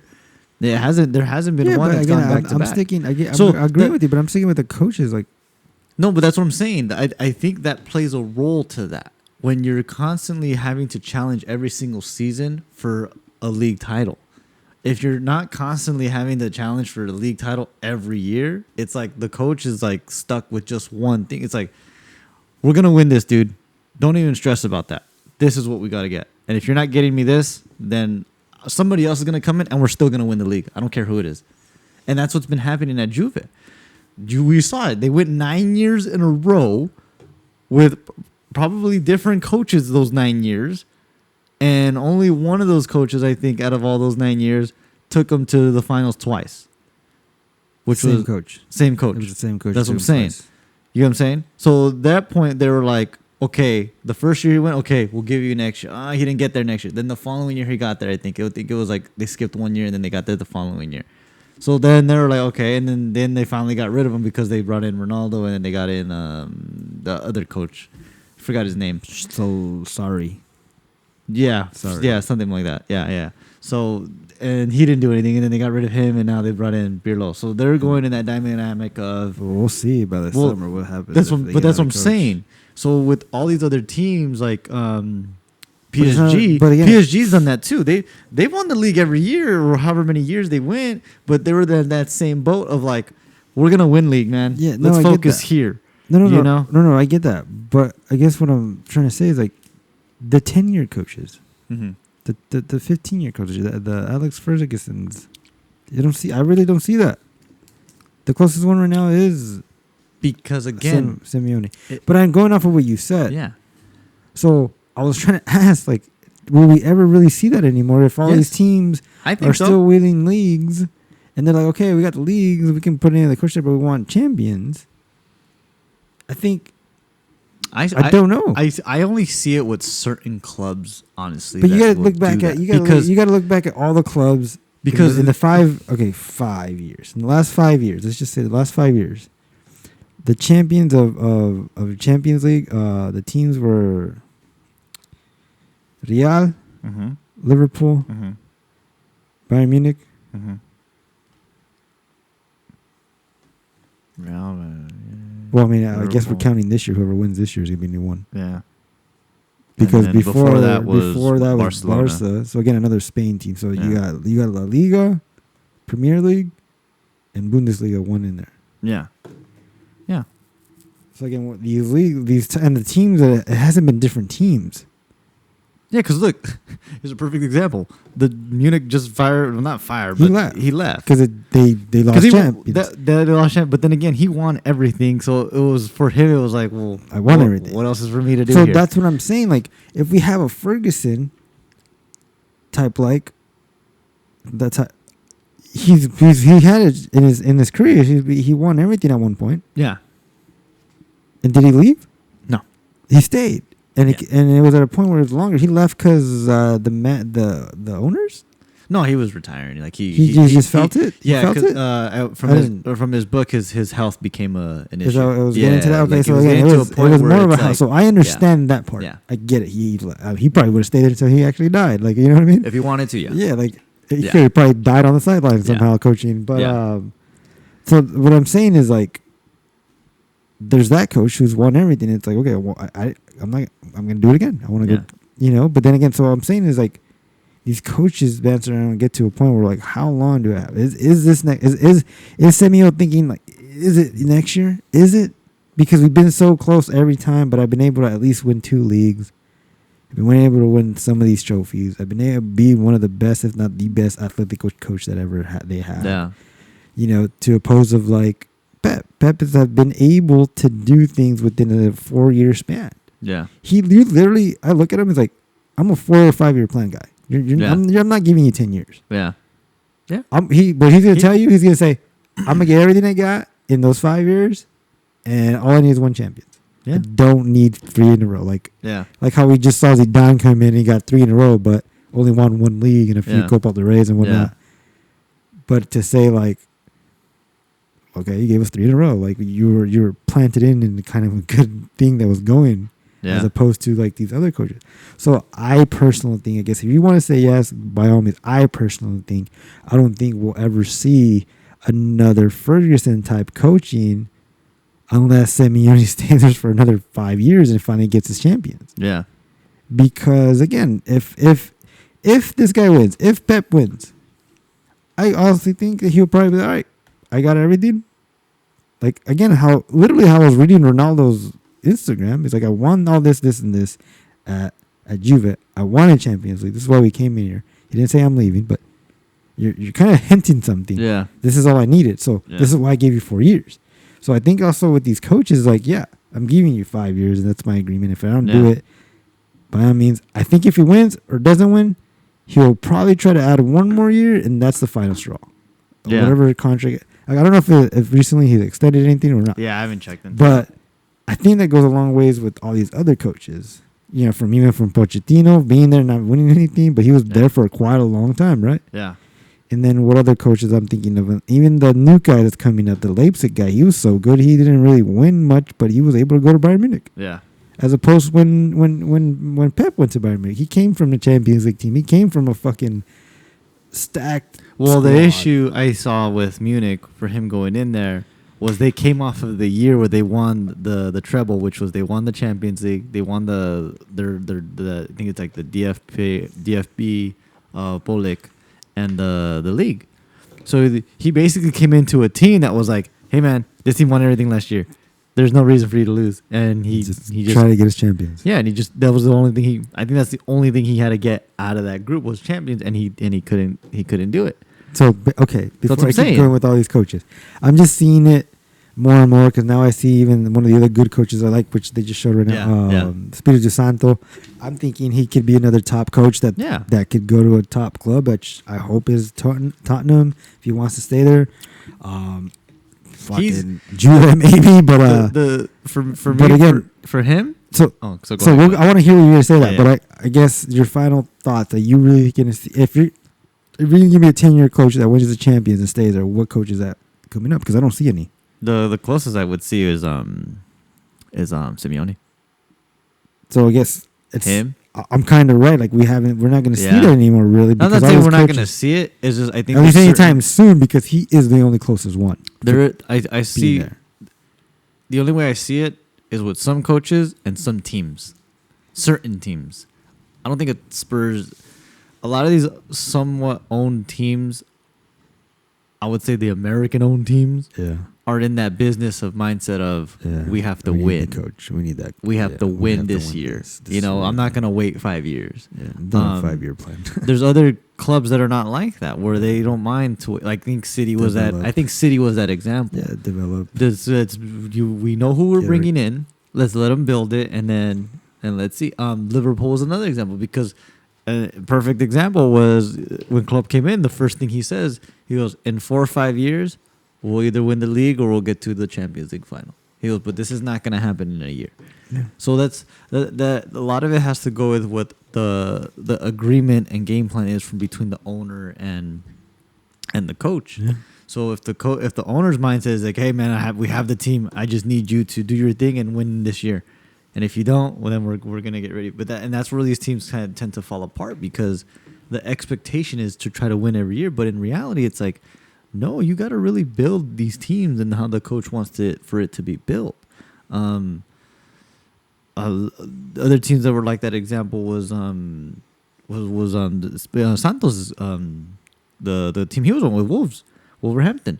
He's been there. I want to say maybe 3 or 4 years, but. When he started with that group, it was nobody. Like it was an okay team, and now he brought it into such a competitive team where it's like, crap, Wolves. We're playing Wolves this weekend. Like, who knows what's gonna happen with that team? And sure enough, like he made the games exciting, and now he's proven as well. I think he's proven himself as a well enough coach to go to a bigger name club where they'll allow him to build and have the money to get the better players.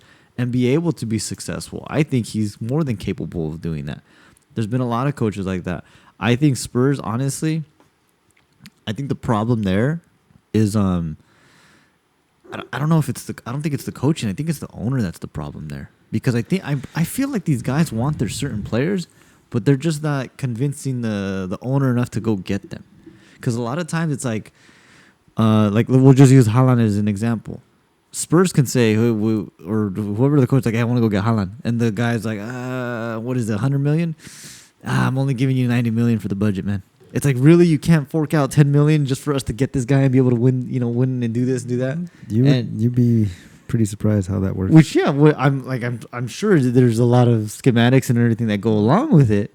But it's like, okay, well, if you're not here to win and you're not going to let me get the players for us to win, then what am I doing here? And I think that's how some of these coaches are, where they're like, I can only do what I can with what I have and be as successful as I can be. And I think Pochettino was a perfect example of that when he went to the final of Champions League with literally half a roster. He had everybody injured. Son was hurt for like half the year. Kane was hurt like half the year. And he was able to get to the final of Champions League. Ajax almost got to the final of Champions League if it wasn't for Tottenham, because they scored in the last literally 10 seconds of the game. So for me, and I've known Pochettino since he was at Southampton. When I saw he's another guy that I see as Santo. They were in a very small team, but were able to be so successful with that team. It's the reason why they got to that big name club. I really hope Santo doesn't go to Spurs, because I feel like it's going to be the same thing that happened to him with Pochettino. Because that's what happened with Pochettino. Southampton, he did so good with. He did amazing with Southampton. They were the Wolves of that era, I guess you could say, that era time when Pochettino was there. He left. He goes to Spurs. And I think he came into that situation where he wanted the players, but they just weren't forking out the money for him to go get those players. The Spurs are starting to look like the Cowboys. Yeah. Yes, because they have the amazing stadium and that, and just like the owners like, I want to do this. Yeah, but it's like, so and it shows, because they've had good coaches come through, but yet they're not being able to be successful. Well, I mean, I think it's gonna be hard. Whoever goes are good luck, because even Harry Kane wants out, and so that's what I'm saying. Obviously, it's time for him to leave. So that whole team's gonna be a whole rebuild, and that's not gonna be a good sign for whoever. And I don't think, and as much as I like Santo, I don't think that's a good fit for him to go to that. Where's she good? Juventus? Would Juventus be best?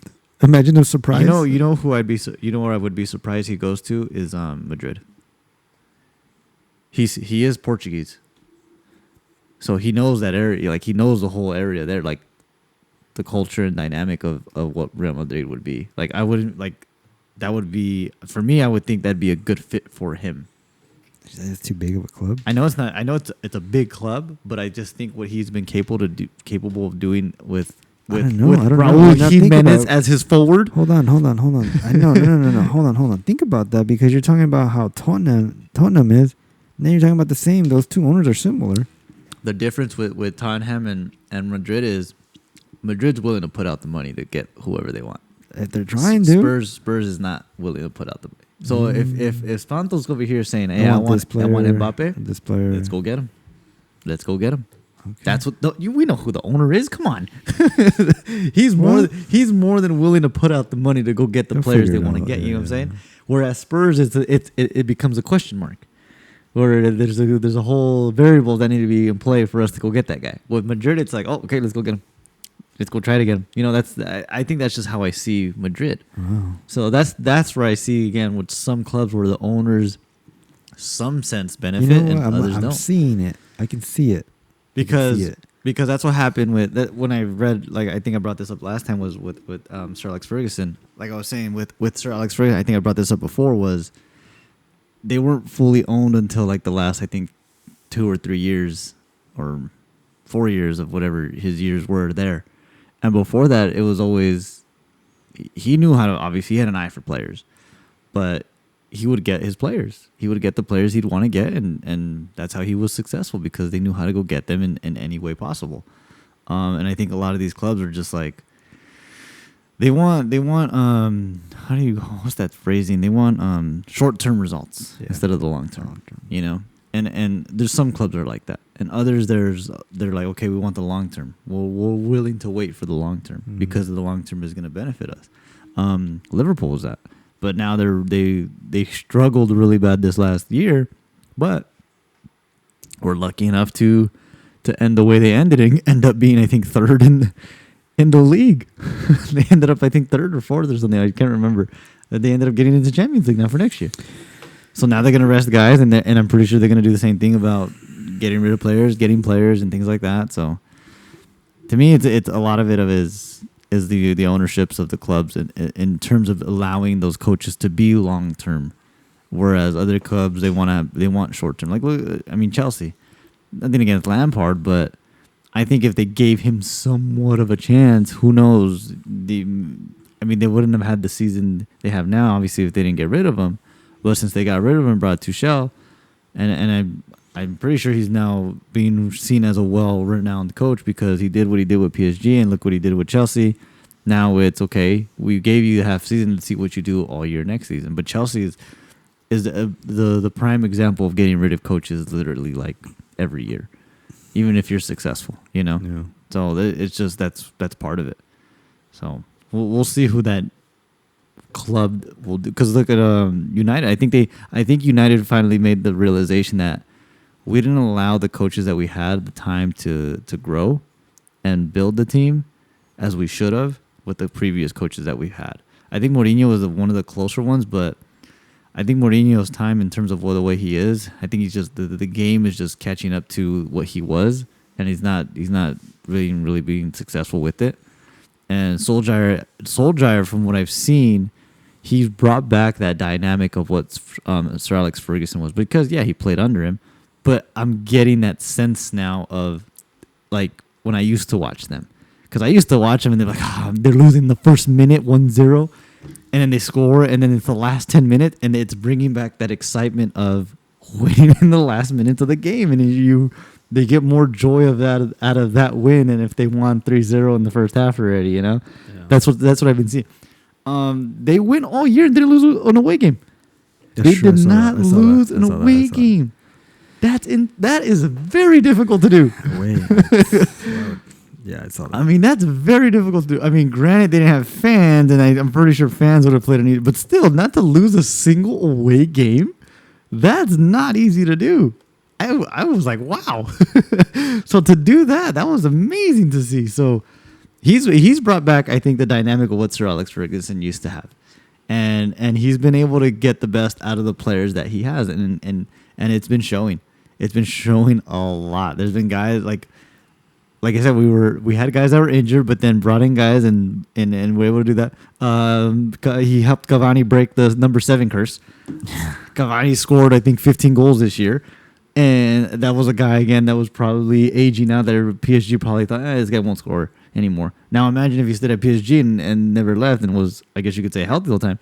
I don't think he scores 15. I'm pretty sure he scores more than 20. I think Cavani easily can put 20 with PSG if he stayed. And he put 15 over here, and that was because I think a few times he came over hurt one, and then he was banned because of what he put on the Instagram thing for like 3 weeks or like a month almost. Yeah, and he didn't even really get to play. No, I always thought Cavani was good. Oh yeah, I've always thought he was good he too. was great. From what he did at Uruguay and at PSG, I always thought he was great. But yeah, going to that, to me, in order for us to see a coach that's going to be there for long term, it has to do a lot with the clubs and their so-called now owners, because a lot of them are, from what I'm hearing now, more and more becoming more owned-esque. Yeah, apparently more owner. From last I heard from the whole Super League thing, a lot of American billionaires are trying to own clubs overseas. Yeah. Or a football because club. they see there's a market there. Obviously, there's a market there, but they. I think LeBron James owns part of Liverpool. Yeah, that's like come on. He plays a game while the money goes into his pocket during a Liverpool game. He just sat down in the stadium. Yeah. Money came into his own pocket. That's baller. He bought a ticket for the game. Yeah, he bought a ticket for the game, and money went into his own pocket. That's baller. Oh man. Yeah. I mean, that's that. So I guess Simeone would be the next. Yeah, that'd be the next closest that I would see how it goes. Yeah. But all right, I guess we can talk about your crappy team. What's there to talk about? They're gonna win. Okay, that's my prediction. Right. They're gonna win 2-0. 2-0 against Villarreal. Villarreal. I don't see Villarreal really doing much. I mean, it's the JV tournament. I don't know. I don't know, man. We're doing good. We're gonna win it, and then we're gonna play Super Cup, and we're gonna win that too. Yeah, because I think out of Man City and Chelsea, I think for United, Chelsea would be the best, I guess, team to play if they were to win. City, it just kind of goes on depending on what they're gonna do at the end of the season. Because I know for United, there's like, I would say 3 positions that need to be really filled in. I wouldn't be surprised if you guys lose. But at the same time, I would be surprised. What the hell are you talking about? Because again, it's like your team was always like, oh. No, because we weren't healthy. Look, throughout the whole Europa League, I told you the hardest team I think that I said that we had to get through was Milan, because that was the closest game out of all the games that they've played. That was the second game. No, we won the first. No, it was only 1-0. The second game was tied 0-0. Oh yeah, that's right. Or I think it was vice versa. I think it was 0-0, and then we won 1-0. But it was that. But that was the one game I said whoever wins between these two, I feel like is gonna get to the final. And sure enough, and then we go play Roma and beat them. I think it was like 6-2. They were losing the game 2-1, and then they came back in the second half and put 6-2 on them. It was just like, or 7-2. I can't remember the final score. And in the second game, they lose, I think 3-2 or something like that. But they knew already that they were going to go in after that first game. And then now the final, yeah, I don't see. I mean, anything can happen, obviously, but they're going to go obviously to without thinking they're just going to win. So I still think they're heavily favored to win that. Well, if and for Champions League, yeah, if we don't, I mean, we're gonna try to do this during the game. Yeah, we'll try. I'll get all that stuff. Figure something out. Yeah. If anything, we'll have it recorded. Yeah, for sure. We'll do the recording for sure, but we'll try to do it live. So I'm going for Chelsea, and the reason why I'm going for Chelsea, because I've been to their stadium. I've been following them after that. No, I'm just letting you know why. Because people think, like, who's your fucking team? Like, it has. Like, well, again, it's Ronaldo wherever he's at, but I do enjoy these other clubs. Yeah. I do enjoy watching PSG. I was in their city. I didn't go to their stadium. I've been around. Like, yeah. The reason why I go for France, at first it was because of Zidane, but then I faded away because Ronaldo came. But then I came back because I went to their stadium. Like, to me, it's like I gotta be somewhere, and that's kind of like my team. Yeah. Like I experienced their atmosphere in some way. Again, like I've been to Atlas. Chivas not my team, but I've been to the Jalisco, Puebla. I kind of like Puebla, but I don't give a shit no more about Puebla because I went to their stadium. Yeah. Like, LAFC, I can go for LAFC, I guess, if I go to the games, whatever. But I'm sticking with Chelsea. I'm thinking Chelsea's going to pull up an upset. I hope it's a good game. I hope it's like a 3-2, a 3-3. I hope it's that type of game. Not saying that the defense fucking sucks, but more like, holy shit, these goals are coming in and they're coming in hot. Yeah. Like, I kind of want that game. I don't want the fucking last game like Tottenham and Liverpool where like you guys fucking scored a penalty and then all this in the first 2 minutes, and then another goal at like the end of the game where it's like the whole middle of it was fucking boring. Yeah, like really, like you're the Premier League. Yeah, what the fuck's going on? Like I want some damn records broken right now. Like wait, so last year was. And last year was 1-0, but it was kind of interesting because it was back and forth. A little bit of because a lot of misses of PSG could have gone in. Yeah, so that was kind of exciting. And the year before was the Liverpool and Madrid. Yeah, or was it? No. The year before was Liverpool and Tottenham, and then the year before that was Liverpool and Madrid. Yeah. So I'm picking Chelsea. I think this coach is gonna have a second chance on it. I think it's gonna be a big surprise for them. We're like, oh great! Like it's just gonna feel like I want it to feel like okay, they kind of are the underdog, like, and they're gonna win in an underdog way. Yeah, it's like kind of think that they would win. But yes, I am respecting what Man United has done so far. Man City so far from not even fucking playing with the number 9. Yeah. To not be playing with the number 9 and winning the way they won, so far, I give him credit to what he's doing. But when he does it to win the whole thing, my God, this guy fucking said, you don't need a number 9. Yeah. And I hope he doesn't destroy that fucking position because he wins that way. Because that happens in football and and in basketball, it's like, well, you got fucking centers shooting threes now. So it's like, why the fuck am I going to go to the paint? I can just shoot threes and shit. Yeah. So it's like, dude, like, don't kill our number 9 for this game. Yeah. But at the same time, like, if you can figure out he's the only coach that can do it, then keep it. So, Chelsea 3-2. I hope it's 3-2, but they're going to win by 1. If not, it is what it is.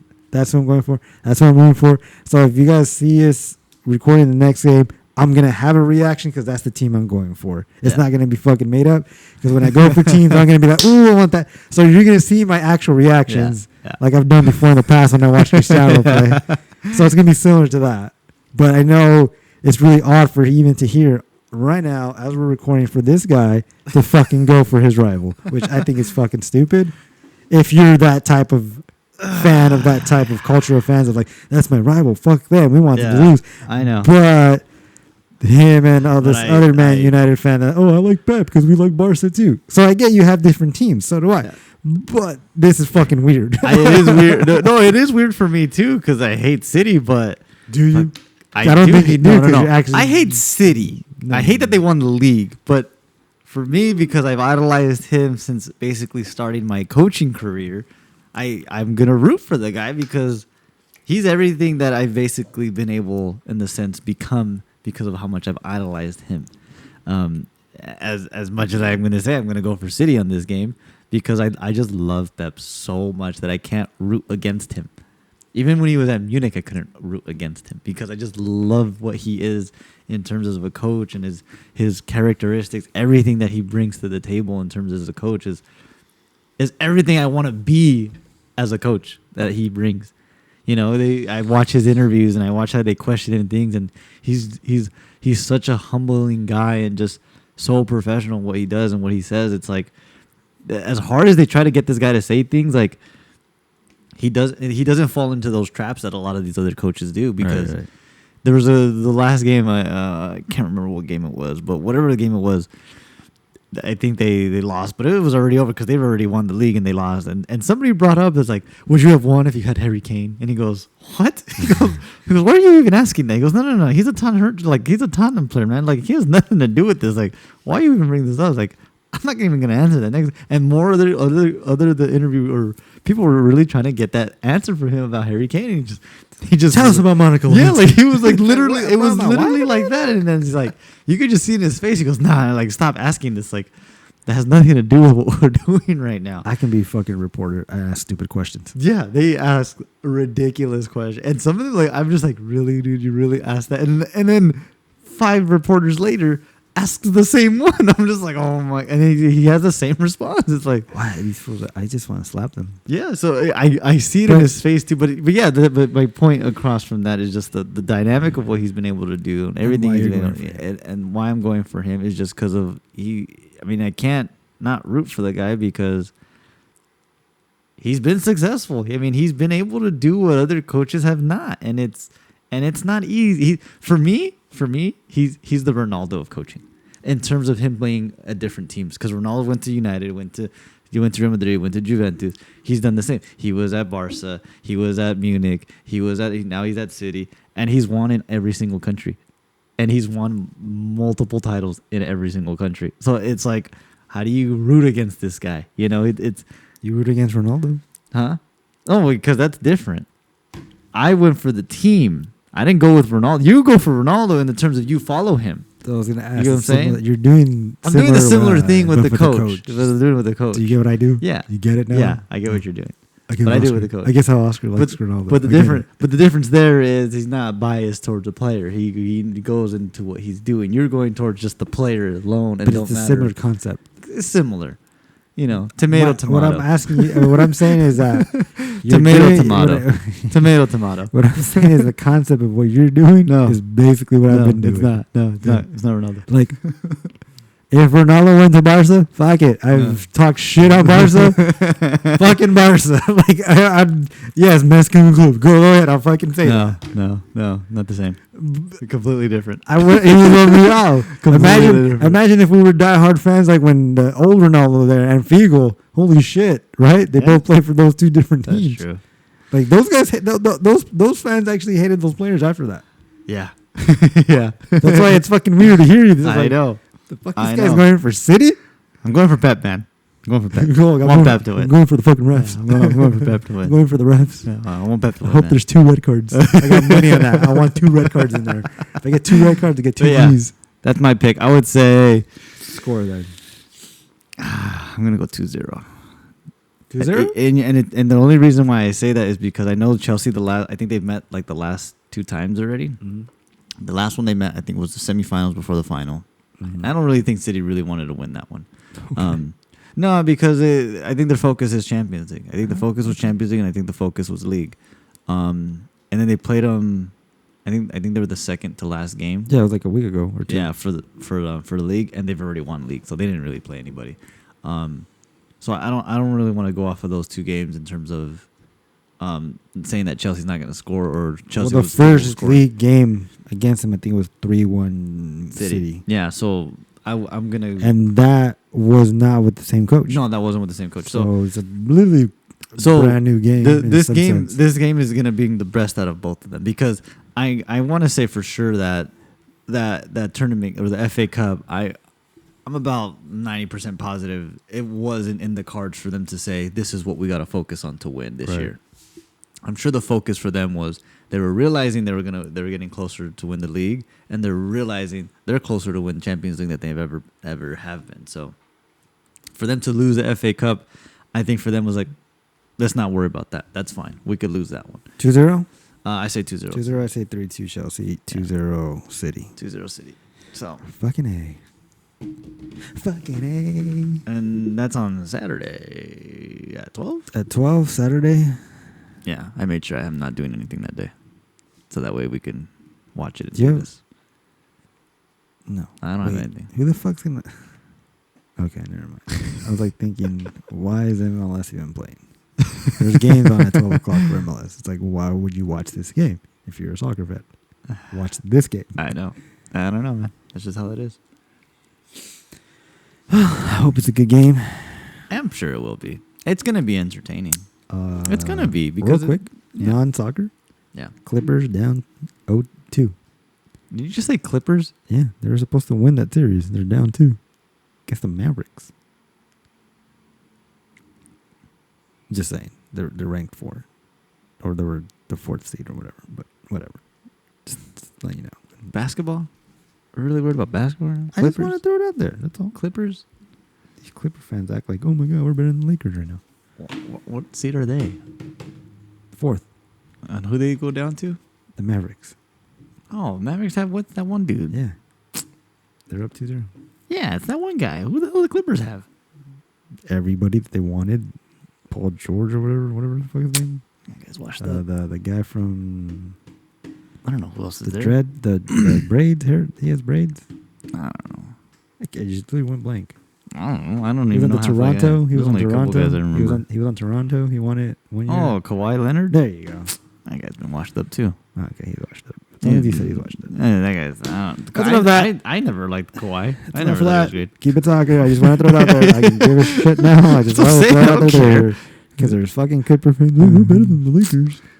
You can say that all they want. Yeah, that's pretty much it. We're good, or Yeah, I'm good. what else? I think is that's it. coming up? That's it. After Champions season's over, And then Euros. and hopefully, how they said, we just America, heard right? Copa America. Hopefully, it doesn't get I'm- postponed. I'm about 99.9% sure that's still gonna happen. But I it's just doubt gonna they're gonna stay. postpone It's that. gonna stay in Argentina. If not, they'll probably find another venue for them I because think they're they can all do it. pretty close to each other. Yeah, it's South America. Yeah, but they're not like. It's a walking commute. Yeah, it's not. It's a walk to Colombia. Where's that from? It's a walking commute. Where's that from? It's a walking commute. Where is that from? Euro trip. Remember when they were talking about the going different cities? It's a walking commute. And they were like, what? We got to take a train and a plane. It's like, it's Europe, man. It's Europe. It's a walking commute. Yeah, if anything, I would think they would bring up because who did it before? Was it Chile or was it the year before was Brazil? Whoever it was the year before, I'm pretty sure they could Brazil. I'm pretty sure they could easily say, "Oh, we'll go here." Well, I mean, it's gonna happen. Because this Champions League's not gonna be in Turkey. This is gonna be where? Where did they decide it's gonna This be? one's gonna be in Portugal. Lisboa, I think so. right? They switched it. Yeah, right? I think it's not gonna be in Turkey I anymore. think they moved it back to Portugal. I think it's Portugal. Yeah, 'cause Yeah, apparently- no, because Turkey and that whole area is going. No, well, I think one is COVID, and I think there's a whole like war going on within the surrounding. Oh no, sorry, that's completely different. That's something else. But no, I Yeah, think it was a that's COVID something thing. They're saying yeah, I that think it was a numbers were COVID too thing. high. It was, Yeah, and that's why they're similar because to. I think India's near them, and Right, India's so going there through was like a whole there was a whole thing. whole thing of COVID is the Yeah, reason why they basically. moved it, and that's the same similar reason to Colombia because the whole COVID numbers. Mhm. They say Argentina is not as high, but they're concerned also. So, but they're not trying to postpone it, is what they're saying. Yeah. As long as Argentina can pull it all off and have the tournament, great. Let's see if it's finally set up for your boy. I don't know. With Argentina, who knows? To be honest with you, I've never been convinced of Argentina. Even when they went to the final, I was just like, oh wow. Oh, and fucking Neymar's healthy, so he's gonna want to play this tournament finally. Yeah. So well, he won it already, though, didn't he? No, he didn't play the tournament. He was hurt. Oh, that's right. Well, he hasn't won. He didn't play the whole tournament. No, he was hurt. His ankle again. He didn't even play that Champions League. Oh, that's right. Yeah. That's why he came back healthy for the Champions. That last one, and they lost. Yeah. And then this one, they didn't make it that far. So now he's able to play this one, hopefully. Okay. So we'll see then. Yeah. But then Euros, I'm excited. Couple of weeks. Yeah, that'd be fun. Did you see, before we take too long, does it matter? Did you see not one Real Madrid player for Spain? Not even Asensio? Well, none of them have. I know Isco was fucking hurt left and right. He didn't get to play, but then Asensio came in. Asensio came in. I don't know. End of January. I didn't see the roster he picked, but I saw that he didn't pick a single Real Madrid guy. But I guess the next best for I would have thought would have been was Sergio Ramos, but he's been hurt all He was hurt, and he was even posting it. Like I saw, he was trying his hardest to train and get fit. Yeah. And then boom, he was like, "Sorry, dude, I don't think you're that fit yet. Yeah. Enough. You need some games." I mean, I get what Luis Enrique is trying to do, but I wouldn't doubt he would have wanted those guys. But I think he knows the importance of what this is and how fit he needs everyone to be, and I think that played part of that factor because, I mean, I don't know how many Spain guys are really on Real Madrid anymore, other than Sergio Ramos and who else? Was it Nacho? Yeah, they didn't even take Nacho. Not even I don't know who the outside backs for. Oh, they didn't even take the other. Let me see what the there's roster 5 or 6. Let me see. There's actually quite a few. Let me see this. There's Nacho. There's Iscos, Asensio, Sergio Ramos. Spain. I keep forgetting the other defense back. He's a right back. There should be 5 good stars on there that he did not take. What the fuck is his name? The right back. Where can I find it? I don't know where can I put the rosters. Just put Real Madrid in the rosters. No. I'm looking for the Spain roster. Oh, it's the Spain Euro 21 squad. I want to see that first, and then I want to get the. Damn, not one fucking 2 days ago. So, goalkeepers he took David De Gea, Unai Simon, Roberto Sanchez. Carvajal, not even fucking Lucas Vasquez. That's 6-7 players from Spain. The defenders he took Jose Gaya from Valencia, Jordi Alba, jeez, Pau Torres, Emerick Laporte, Eric Garcia, Diego Llorente, Cesar Azpilicueta, Marcos Llorente. Wow. Midfield. The only one I would think for defense, honestly, would have been Sergio Ramos. Let me see there. Carvajal, Nacho. This guy's been on the team for but years. I think it's because I want to say it's because of the way he plays that team, or the way he plays, or the style he wants. Spanish players, let's see. Yes, Sergio Ramos still injured. Nacho Fernandez, then Carvajal's still injured. Lucas Vasquez is still injured. It shows here that they're still injured. Then that's why I didn't know they were injured. Yeah, but see the injuries and I get it. If they're not fit, like we've seen before, they're not injured. fit. I get it. And there's other guys here that are there that are not. Isco didn't have a good season. Well, that's why Ronaldo didn't play the last game. They didn't want to, risk it. We don't want to injure you for your. Asensio barely played all year. He just got back from the injury. Yeah, I don't think he was. I'm not saying he was not. He's not good, but I don't think he did enough for him to get looked. Yeah, out of everybody here, the only one honestly would have been Sergio Ramos. Even if they were all healthy, I would think Sergio Ramos would probably be the best one out of all of them to be like secured to get a spot. Mm-hmm. Well, but he's been injured. Good luck. But I'm looking at the guys that he's gotten, and I could see why he didn't get who he didn't get, or why he didn't pick those guys. Yeah, most of them are injured now. Most of them injured. Got it. They got no forwards though. Morata and but Morata, Adam Traore. Is he a forward or is he a winger? He's there, but Ansu's still hurt.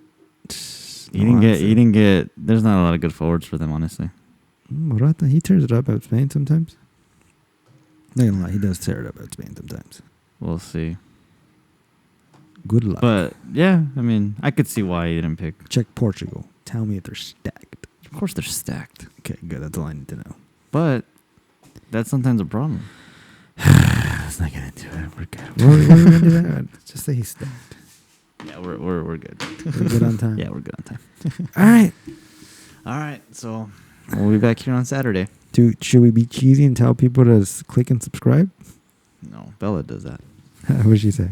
Don't forget to click and subscribe. I'll show you the video. It's funny. Do that.